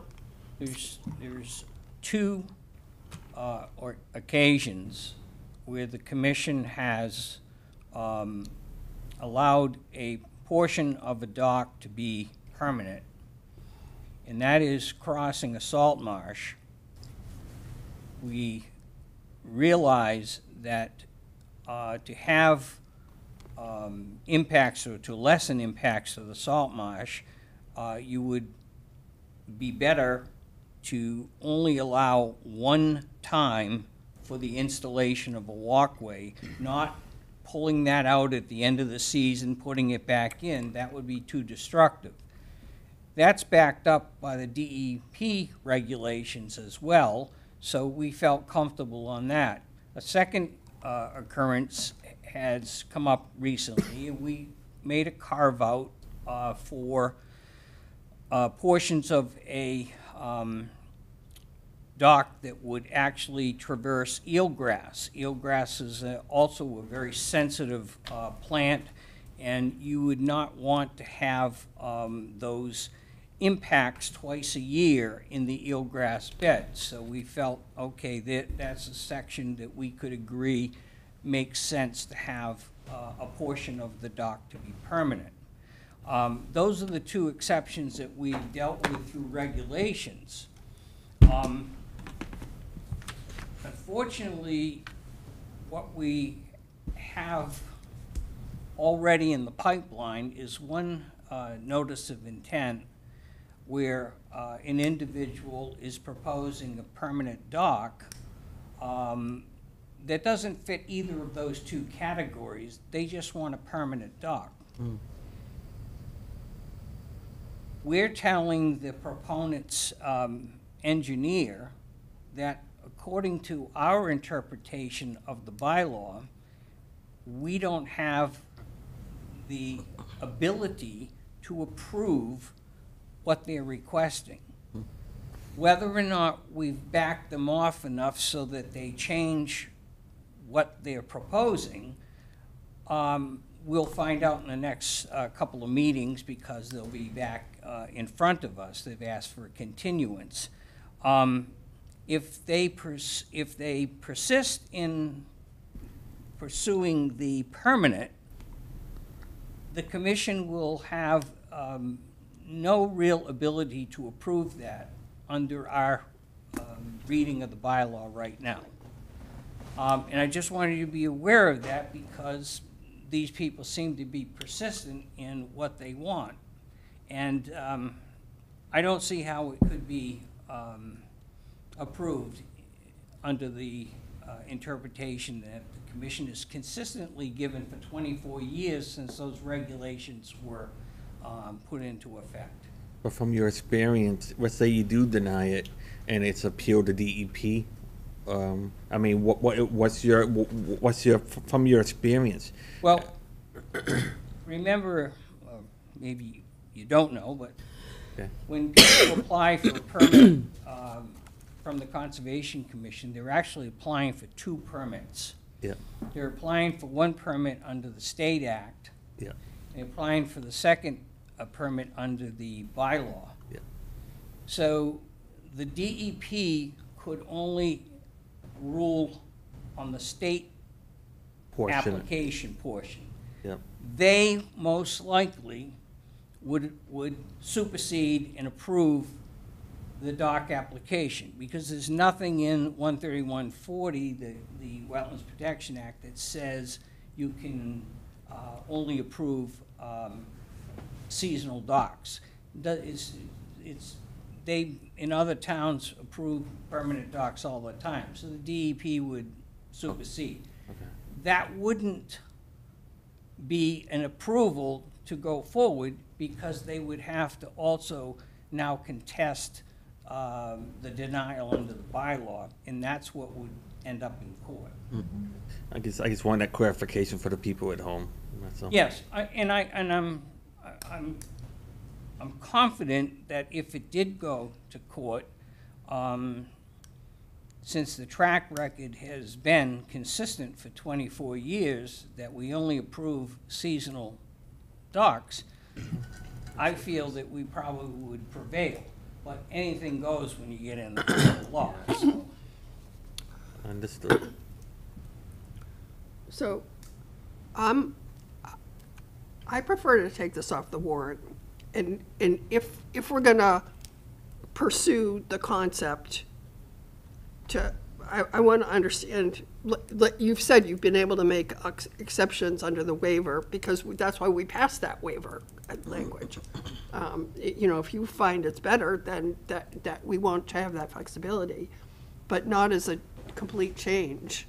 And I'm concerned about going to town meeting without having been to Shore and Harbor and having their input as to if we should do it or if we do write something that says permanent docks are only allowed in situations where conservation determines that it's the less impact on the environment and other alternatives have been concerned. So that's my preference. I don't know how the rest of the board feels. Yeah, I would agree. Without having input from Shore and Harbor, it's very difficult to list the pros and cons. And I can see where it would be a negative impact to go in and out to remove and put back in a seasonal dock. But at the same time, if you make something permanent, and it is in one of those situations, and we have a winter that's got a lot of freezing and unexpected sheets of ice, and you're going in and out anyway to do repairs and such, we need to know a little bit more about what that outcome, if there's a lot of these permanent docks, what does that do? Storms. What's the impact? Yeah. Storms and all kinds of scenarios.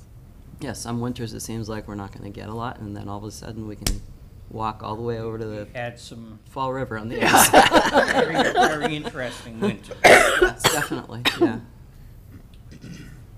So, do you want two motions? One to say, one. Just remove it. Okay, motion to remove Article 14 from the special town meeting warrant. Motion by Peter, is there a second? Second.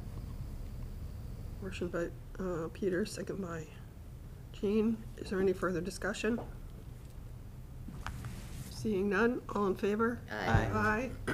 Any opposed? Abstentions? It's unanimous. Well, Thank you for very coming much in. for I'm your sorry you time. had to sit Thank through this you. whole thing.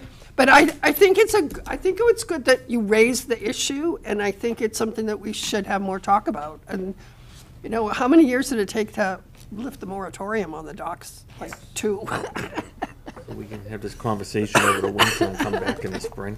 It's definitely raised awareness. Yeah, without a doubt. We'll see where it goes. Okay, thank you Thank so you. much. Thank you very much. Okay. Thanks for, Allowing. for doing that.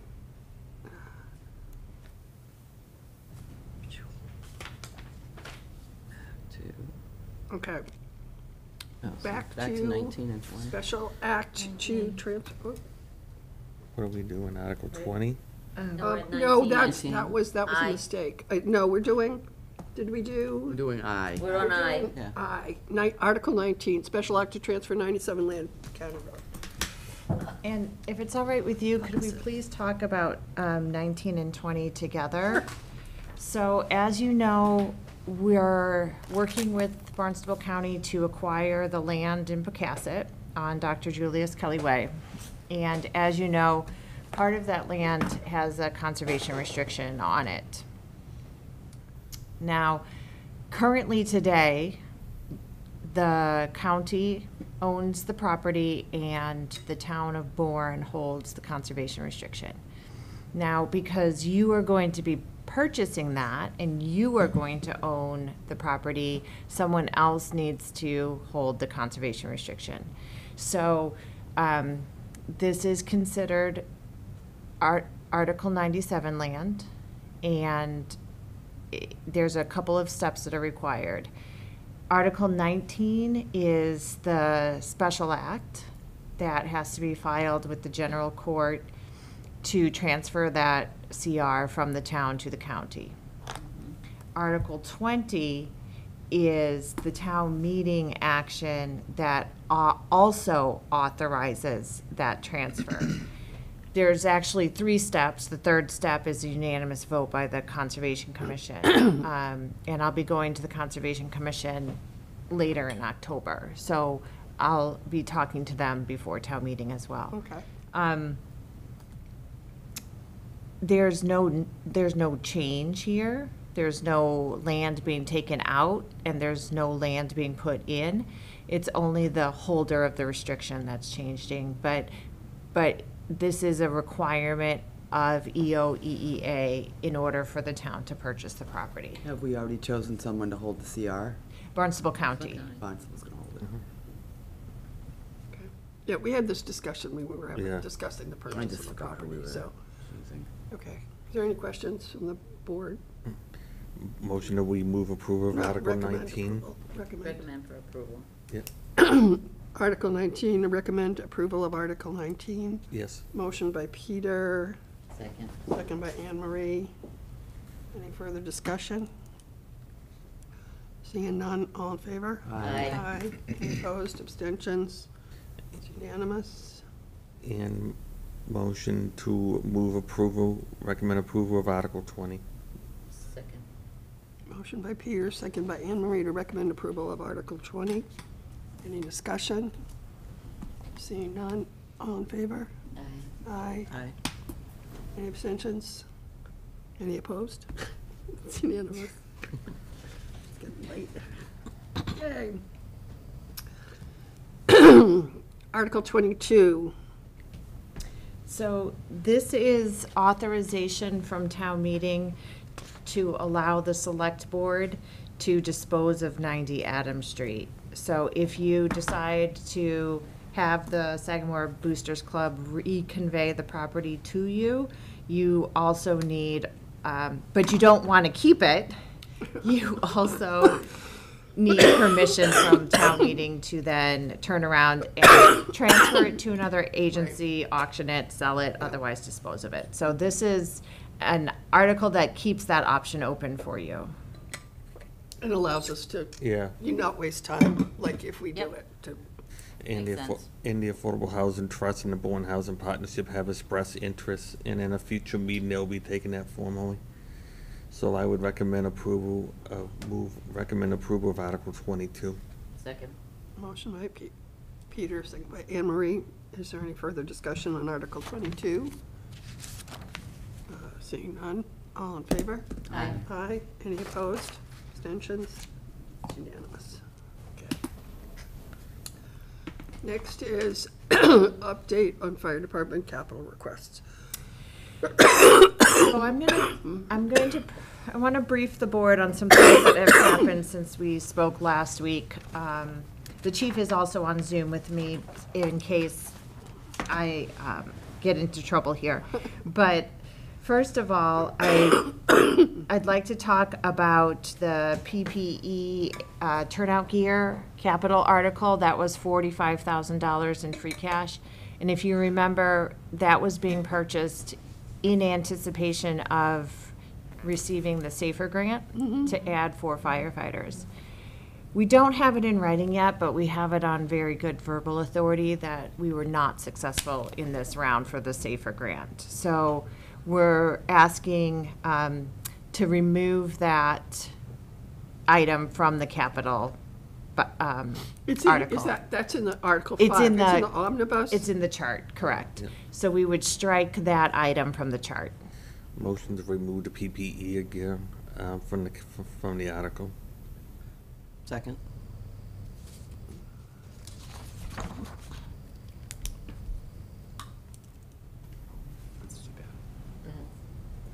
Motion by Peter, second by Jean. Is there any further discussion? Seeing none, all in favor? Aye. Any opposed, abstentions? It's unanimous. Okay. The next one, we don't actually need a motion for. I just want to update you that we also don't have it in writing, but on good verbal authority that we were not successful with the AFG grant either. So we'll be moving forward with the purchase of 1 engine. So and that's the way the article is set up. Any reason why we were unsuccessful from, behind the scenes? So they were just incredibly competitive. I think there were like 8,000 departments that applied and and Yeah. 1,800 departments were able to be awarded. The requests were in the billions of dollars, so it's so competitive. Yeah. Okay. But that's really, that's, But we'll that's an keep important applying. thing to think about, and it's important to, you know, I mean, we tried. I mean, Yeah. I think it's really great that the fire department tried to get the SAFER grant, tried to get, you know, the, And we'll apply, Totally. we'll keep applying. and we'll talk to legislators about how we need more of that. Yeah, but these national FEMA grants are just, Well, I it's full mean, when I it get is there. so competitive. Roof at the The fire roof station. at the fire station 3, I'm asking to increase that motion by an additional $15,000 and bring it from $750,000 to $765,000. And the reason for that is kind of talking through what we can expect with our design team. We're hoping to stay in place during construction, but we're not entirely sure that they won't need to move out at the third floor of the station. So I'd like to build in a little bit of budget here for some temporary trailers, just in case it turns out that we can't stay in place. Obviously, our preference is not to move out, and if we don't have to, we won't, and then that money just won't be used. But rather than kind of starting the project and then scrambling with a reserve fund transfer, I'd like to just anticipate the possibility in advance. Motion that we increase the line. Well, was that in the warrant, or is it just in the motion? It's Is the just in the motion. changed? Yeah, I don't think we need to, I've updated the motion to include it, so. yeah, I don't think we Okay. need a motion. Yeah, we'll just approve the motion. Yeah, as- Recommend as- approval of the motion, and that'll be fine when we get to that. Sure. 171 Clay Pond Road. So, as you may have seen in your email today, we received the report from our perk test and our site visit that happened maybe 2 weeks ago or last week. I'm sorry, I don't recall the date. And it's not great news. So we have to talk about what level of risk we're comfortable with here. The engineer is recommending a phase 1 environmental assessment be done because of the chemicals that have historically been used as part of the existing business, the fertilizers and other landscaping chemicals. They saw evidence there that, you know, things might have leaked into the ground. A phase 1 is a very high-level general assessment. We could probably get it done in 3 weeks or so. We wouldn't be able to get it done before town meeting to have the results. And what I would say is we should certainly anticipate after the phase 1, the recommendation is to proceed with a phase 2, which is a much more in-depth environmental assessment. So the problem here is that the seller has made it clear that they're not interested in holding this off the market in the long term. So we need to talk about, do we proceed with town meeting? Or do we ask the seller if they're going to be interested in waiting until May and allowing us the time to do the investigation? Or do we not proceed with this property? So in addition to the phase 1 recommendation, there's also potentially high groundwater that could drive a mounted septic system, which is not impossible. It's not ideal, but it's not impossible. So the wastewater and stormwater issues can probably be we can probably find an engineered solution for those. They'll be more expensive. They won't be as efficient as a property without the high groundwater. But the real risk here is the environmental assessments. Comments? Yes. I think based on the risk here, I think we should remove this. We would walk away from 171 Clay Pond Road in its entirety, especially if the property owner's not going to work with us. I haven't asked. No, Yeah, but so I mean, I think the motion, we shouldn't necessarily walk away, but maybe just not put it on the warrant. yeah. Well, I mean, And then well, figure it let, let me finish it.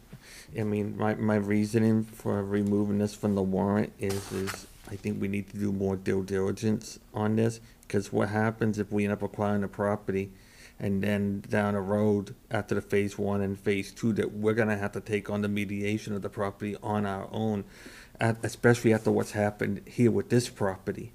And the stuff from maybe across the street to Coastal Motors. I don't wanna put the town in that risk.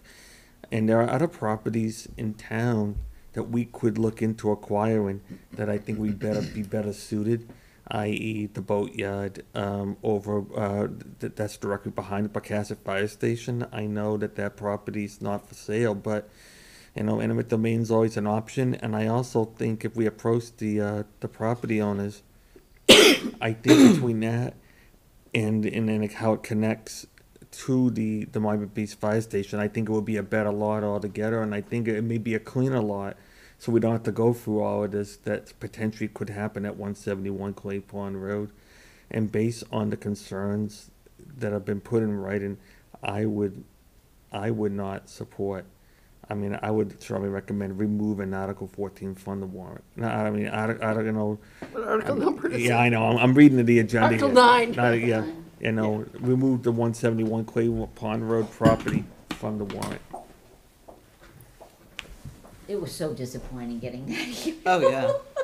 I was reading, I'm like,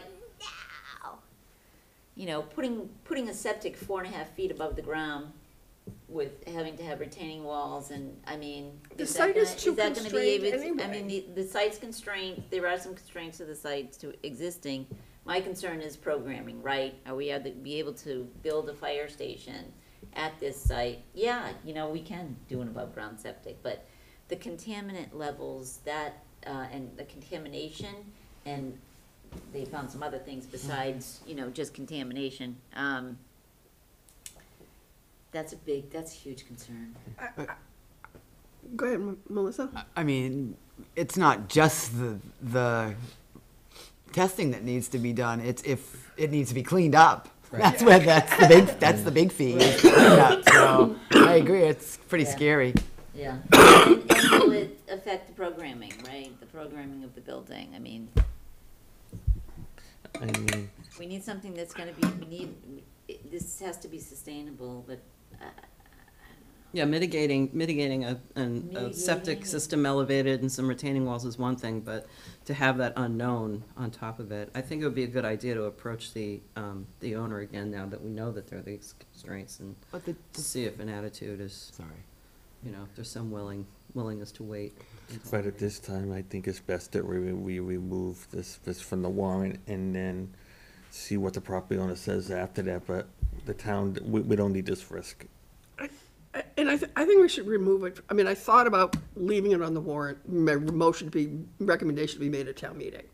But we're not even, we're not going to have a recommendation, so. We won't have the information. Yeah, Right, so right. I think we remove it from the warrant, and if by some chance we find out it's all good, the owner will work with us or whatever, you can call a special town meeting in 14 days. I mean, you don't have to wait. We had a special one in June that time that we needed to do. For It was like a ice 10-minute meeting, and it was fine. So I think this is very disappointing news. Back to the drawing board. We've had options. We still have options that are, within the circle. So go back and look at the options and see what we can find. I mean, I'm just frustrated because the firefighters, paramedics, EMTs that work out of my Beach Station, and then with the Pocasset shut down, they've been through so much, and we're doing them a disservice the longer we let this go. But we can't act on a property just for the sake of doing it. We've waited this long, so let's just get it right the first time and be done with it that way. So my motion is to remove Article 9 from the annual, from the special town meeting warrant. Second. Oh, let Anne Marie take that. Motion by Peter, second by Anne Marie. Is there any further discussion? Seeing none. All in favor? Aye. Aye. Any opposed? Abstentions? It's unanimous. Everybody says it with a sigh. Past my bedtime. I feel cranky. bad, I get but- cranky after 9. That's Did all. you have a sample warrant with that removed too, or no? I have 4 warrants here. Unfortunately, I don't have that one. Okay. So I'm going to have to use your stamps in the morning. Okay. But that's okay. All right. Okay. Okay, so. One step forward, 3 steps back. Okay. Yeah. We did the docs. Yep. Designate essential and contingent articles. So MJ, I have a recommendation for the board here. Yeah, I don't believe that there are any contingent articles. okay. And I would recommend that Articles 2, 3, 6, 7, and 8 Wait a be, minute, 2, 3, 6, 7 and 8. 7, and 8. yes, be designated essential. So move, Madam Chair, Second. to make 2, 3, 6, 7, and 8 essential articles for the operation of the town. That was Melissa that seconded. Any further discussion? Seeing none, all in favor? Aye. Aye. So the Barnstable County one and the transfer, it doesn't matter, right? That's what I was gonna ask, yeah. Doesn't, okay. No, not, They're not essential to the They're not corporate function essential. of the town. No, I mean, That's but that- continue that's in it. order. oh, no, they're not contingent. They're not There's contingent, no right? contingency there. Yeah, okay.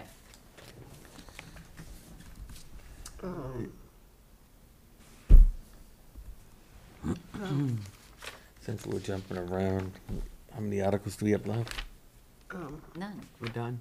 No, we have to vote, so that we have a bunch of them we haven't voted yet. Yeah. You have to vote Vote recommendations. motions and recommendations for Recommendations. our town meeting, so, Oh, yeah, I have this done on my chart, so I kind of know what we need to vote. So if we have to vote both 19 and 20, right? The Yes. authorization and the transfer. Yeah, the special act and. the- Right, I and- think we should make one of those, I think we should make 20 Contingent on contingent on 19, so we can do them together if one, I mean, we don't have to. But if they don't authorize the 97, we can't transfer the land. Right? We can Because talk we- about the- No, you can't. And you would just come back at the next town meeting and ask for, if one doesn't pass, take one, take whatever you can get, and if one doesn't pass, come Okay, back I at the next misunderstood. town meeting. All right. Okay. Vote, motions, and recommendations, okay. Article 1, reports of committees. Well, most of the recommend approval of Article 1. Is there a second? Second. Any further discussion? Seeing none. All in favor? Aye. Aye. Any opposed? Abstentions? It's unanimous. Article 2, amend the FY25 operating budget. Motion to move approval of Article 2. Recommend approval. Yeah, recommend approval of Article 2. Is there a second? Second. Second by Jean. Any further discussion? Seeing none. All in favor? Aye. Aye. Any opposed? Abstentions? Unanimous. Article 3, amend FY25 ISOM operating budget. Motion, Motion to recommend approval of Article 3. is there a second? Second. Any further discussion? Seeing none, all in favor? Aye. Aye. Any opposed? Abstained? It's unanimous, 500. OPEB funding. Motion to recommend approval of Article 4. Is there a second? Second. Oh, go ahead. Any further discussion? Seeing none, all in favor? Aye. Aye. Any opposed? Abstain? It's unanimous. Article 5, capital stabilization funding. Motion to recommend approval of Article 5. Motion by Peter, is there a second? Second. Second by Melissa. Is there any further discussion? Seeing none, all in favor? Aye. Any opposed? Abstentions? It's unanimous. Article 6, FY25 capital budget, Phase 2. Motion to recommend approval of Article 6. Is there a second? Second. Motion by Peter, second by Melissa. Is there any further discussion? Seeing none, all in favor? Aye. Aye. Any opposed? Abstentions? It's unanimous. Article 7, FY25 capital fire engine. Motion to recommend approval of Article 7. Second. Motion by Peter, second by Melissa. Any further discussion? Seeing none, all in favor? Aye. Any opposed? Abstentions? It's unanimous. Article 8, FY25 capital roof fire station 3. Motion to recommend approval of Article 8. Is there a second? Second. Second by Jean. Any further discussion? Seeing none. All in favor? Aye. Any opposed? Abstentions? It's unanimous. We removed 9. We voted 10, 11, 12, and 13. We moved 14 and 15. Article 16, amend general bylaw 3.14.2 demolition and 14.3 demolition of historic structures. Motion to recommend approval of Article 16. Is there a second? Second. Yep, go ahead. Second by Jean. Any further discussion? Seeing none, all in favor? Aye. Aye. Aye. Any opposed? Abstentions? It's unanimous. Article 17, conservation custody, 201 MacArthur Boulevard. Motion to recommend approval of Article 17. Is there a second? Second. Any further discussion? Seeing none, all in favor? Aye. Any opposed? Abstentions? It's unanimous. We voted 18, we voted 19, we voted 20. Article 21, funding request for DNR fence repairs. Motion to recommend approval of Article 21. Is there a second? Second. Is there any further discussion? Seeing none, all in favor? Aye. Aye. It's unanimous. So, but these will all be renumbered, though. Yep, I will Yeah, renumber yeah. everything. We'll fix all of that. Sign articles. Anybody have anything they really want to do? I'll take all the removals. As long as I don't get all the I'll lame take ones Article, like I'll last take time. 90 Adams Street. Want some Okay. decent ones. All right, I think there's like, Wait, where's we the reviewed chart? I it, gotta 1, get 2, the we chart. we removed 3. We had 22 to start, so there's 19. So Hold on. 3 or 4 each person does like 15. One person, 3 times 5 is 15. So 3 people do. It's getting 3 people will do. MJ, the whiz with the 3 people numbers do here. 3 and Right? like, Math tutor. all right, Holy mackerel. all Oh right. my God, that's so funny.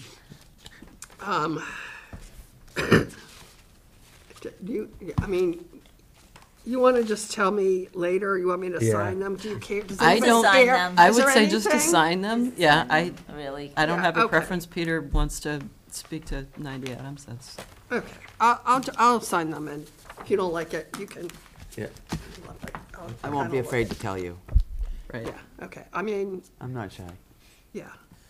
And I was gonna give you the CPA one, but since you recuse yourself, I won't. I know, I think I probably, Well, I'll get I it. mean, does it matter at I'll the find a thing? fun Because I fact. can You vote give on me a it fun anyway. fact about it. What? I'll take it. You can give me a fun fact about it. That's CPC, I'm burying Cal. Yeah, anyway. All right, I'll try to figure that out. Let's not spend a lot of time Oh, doing that there they now. are. Okay, assign policy numbers to, I'm gonna, TBD. Policy, discussion of road traffic safety committee charge. Actually said I didn't think we're gonna be able to talk very much about this tonight because we were gonna be exhausted. I agree. So, We did start at 6, just in our defense. yeah, so I think, Yeah. Then we yeah, defer I that to think the we'll next. defer that, and hopefully,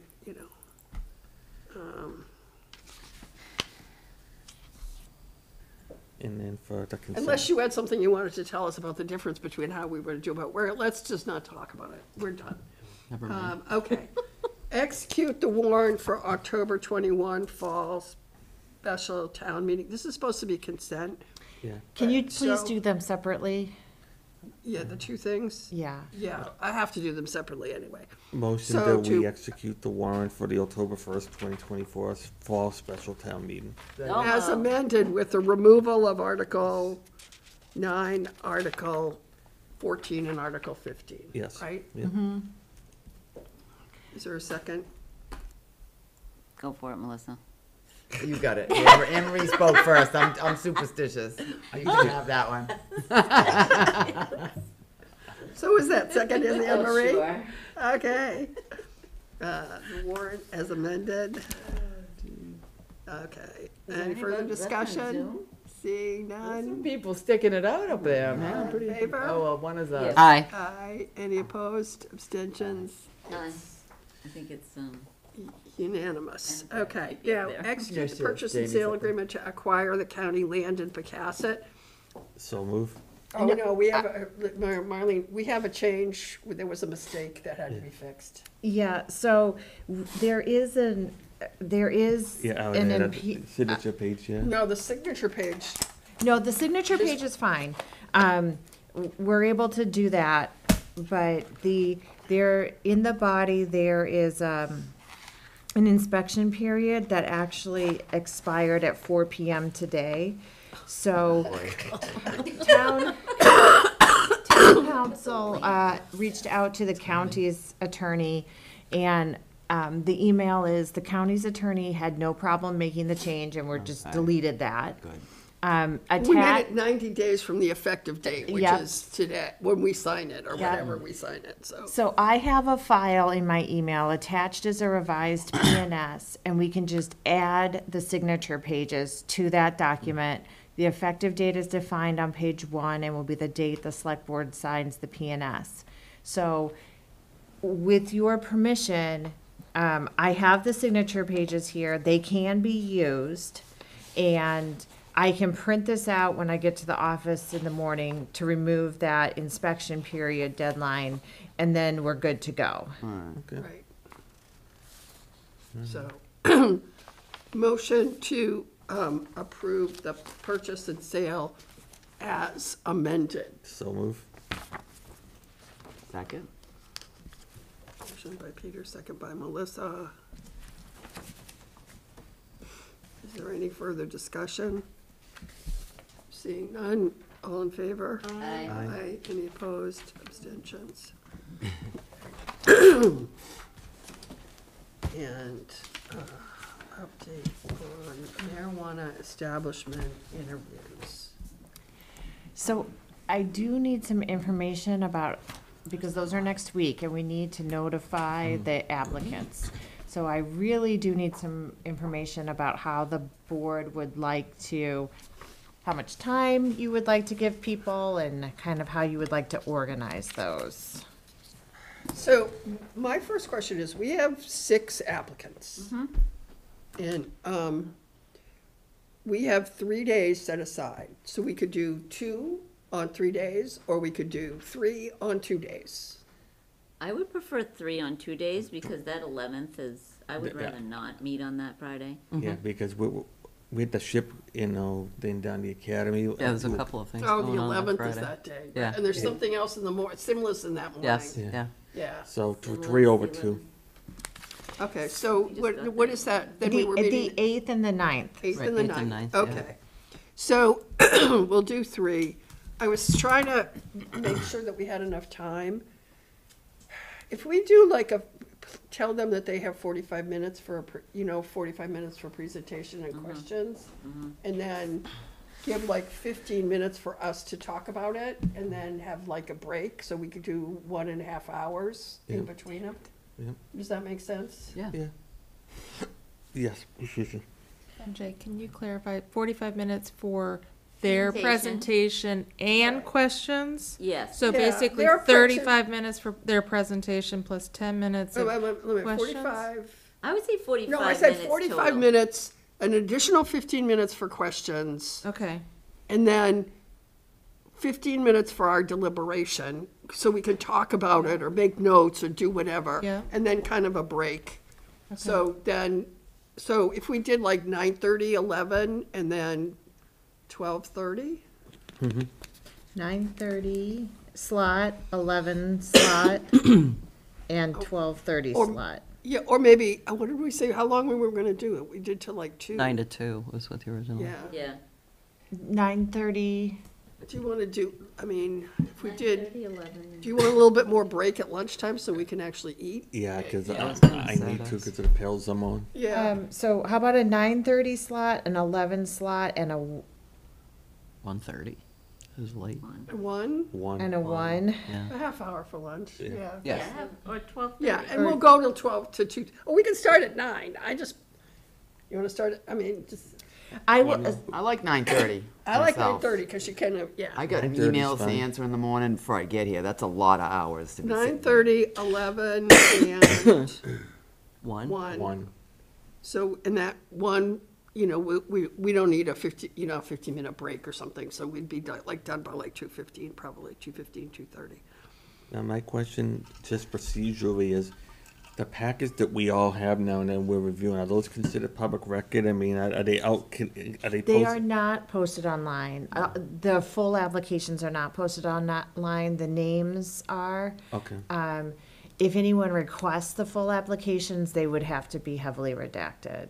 Some of the attachments. Yes. Okay. So the personal stuff. I would yeah. imagine. I know, I'm Was the just, fact of who has applied, like we've gotten 6 applications, these people have applied. I These mean, companies, that yeah. you can reveal. That like- is online. That is online with the addresses of the proposed location. who the applicants are, but And the any type- support, And the type of application that they're Okay. applying for.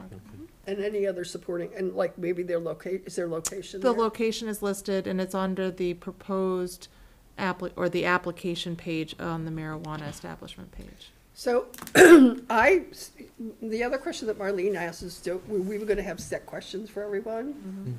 And I kind of felt like, based on my first reading of the applications, that I would just have them speak to us and then ask specific questions, because my questions for different people are different. They're not all the same. Right. yeah. Some of them have explanatory in one thing and not in another. And I might ask them to explain, like, we might have a sort of a, can you tell us about your operation, why you're coming to Bourne, why you chose your location, or anything else you'd like to tell us about your business. Let them talk, and then,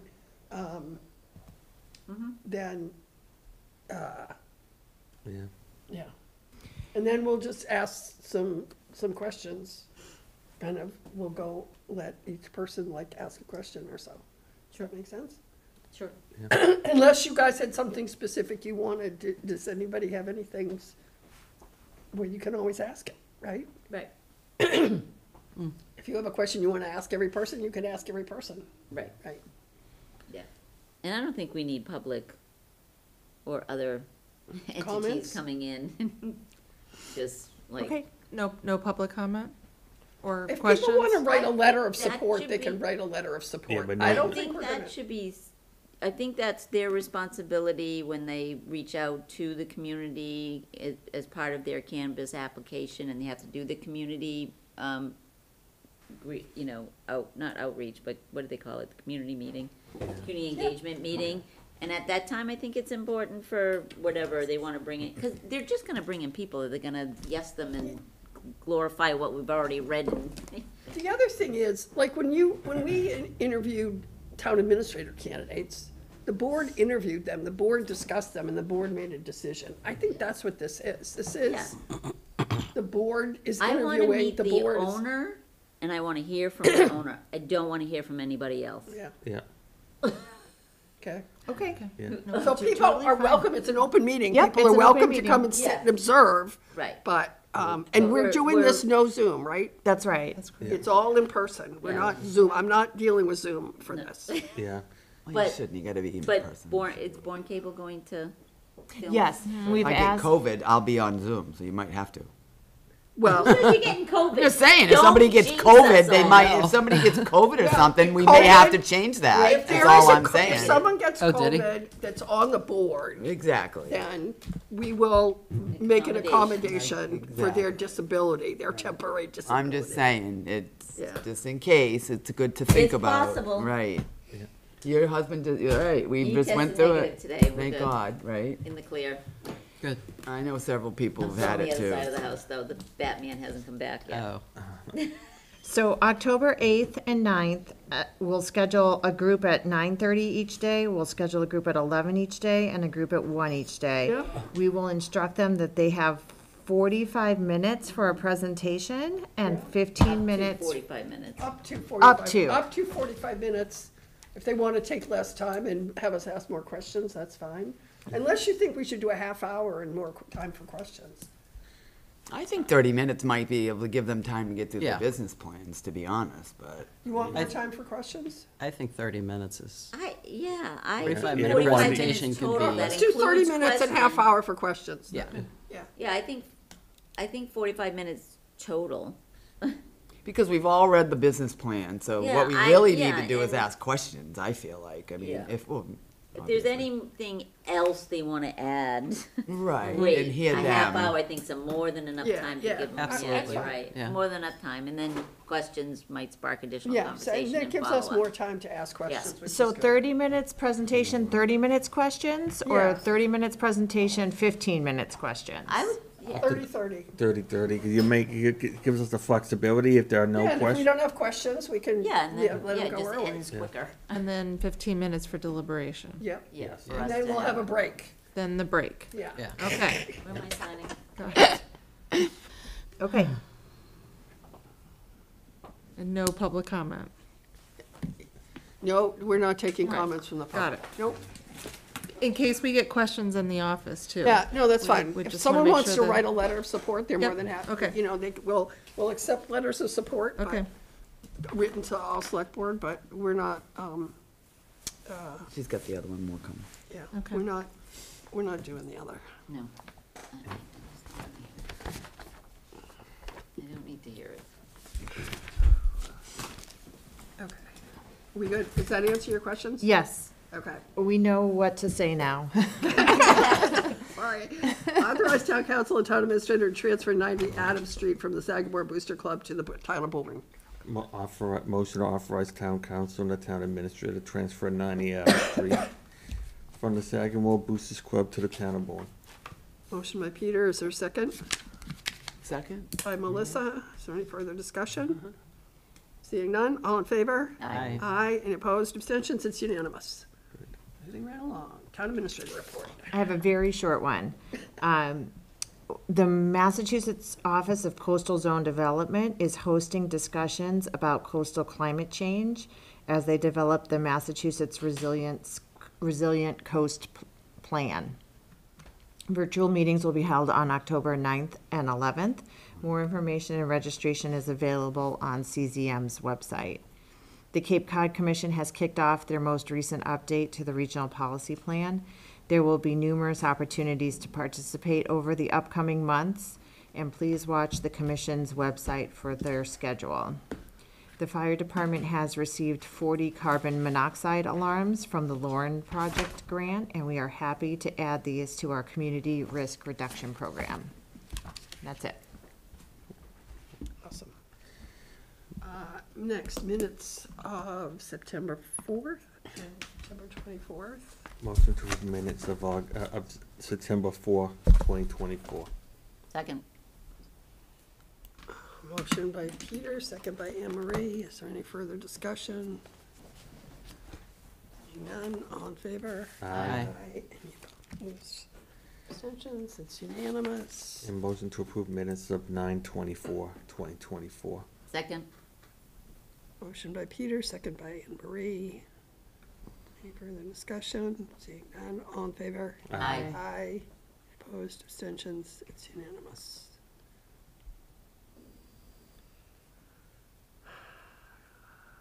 Committee reports. My committees are all this Skip them. Skip 'em. Correspondence. Correspondence for October 1st, 2024. A, revetment application for 42 Monument Ave, Bourne. B, Upper Cape Tech minutes from July 11th, 2024. C, Bourne Rec Authority minutes from June 25th, 2024. D, Bourne Rec Authority minutes from July 15th, 2024. And E, construction application for 829 Scenic Highway. Thank you. Future agenda items, if you have anything. I don't think there's anything in correspondence that we need to address. No. Okay. But I would like on a future agenda item, discuss our mission and our vision. Yeah, sometime. But up the road, and the only reason I say that, and I know it's late, is we read these almost every business meeting, and I'm wondering if we want to look at maybe just reading them at our first meeting of the month, because we're not the Bourne School Committee, and I know sometimes we struggle to get some of We the... will have an agenda item to discuss whether we need to read those every meeting. Yeah, that's fine. Okay? Maybe they should get some revision as well. My opinion. Okay.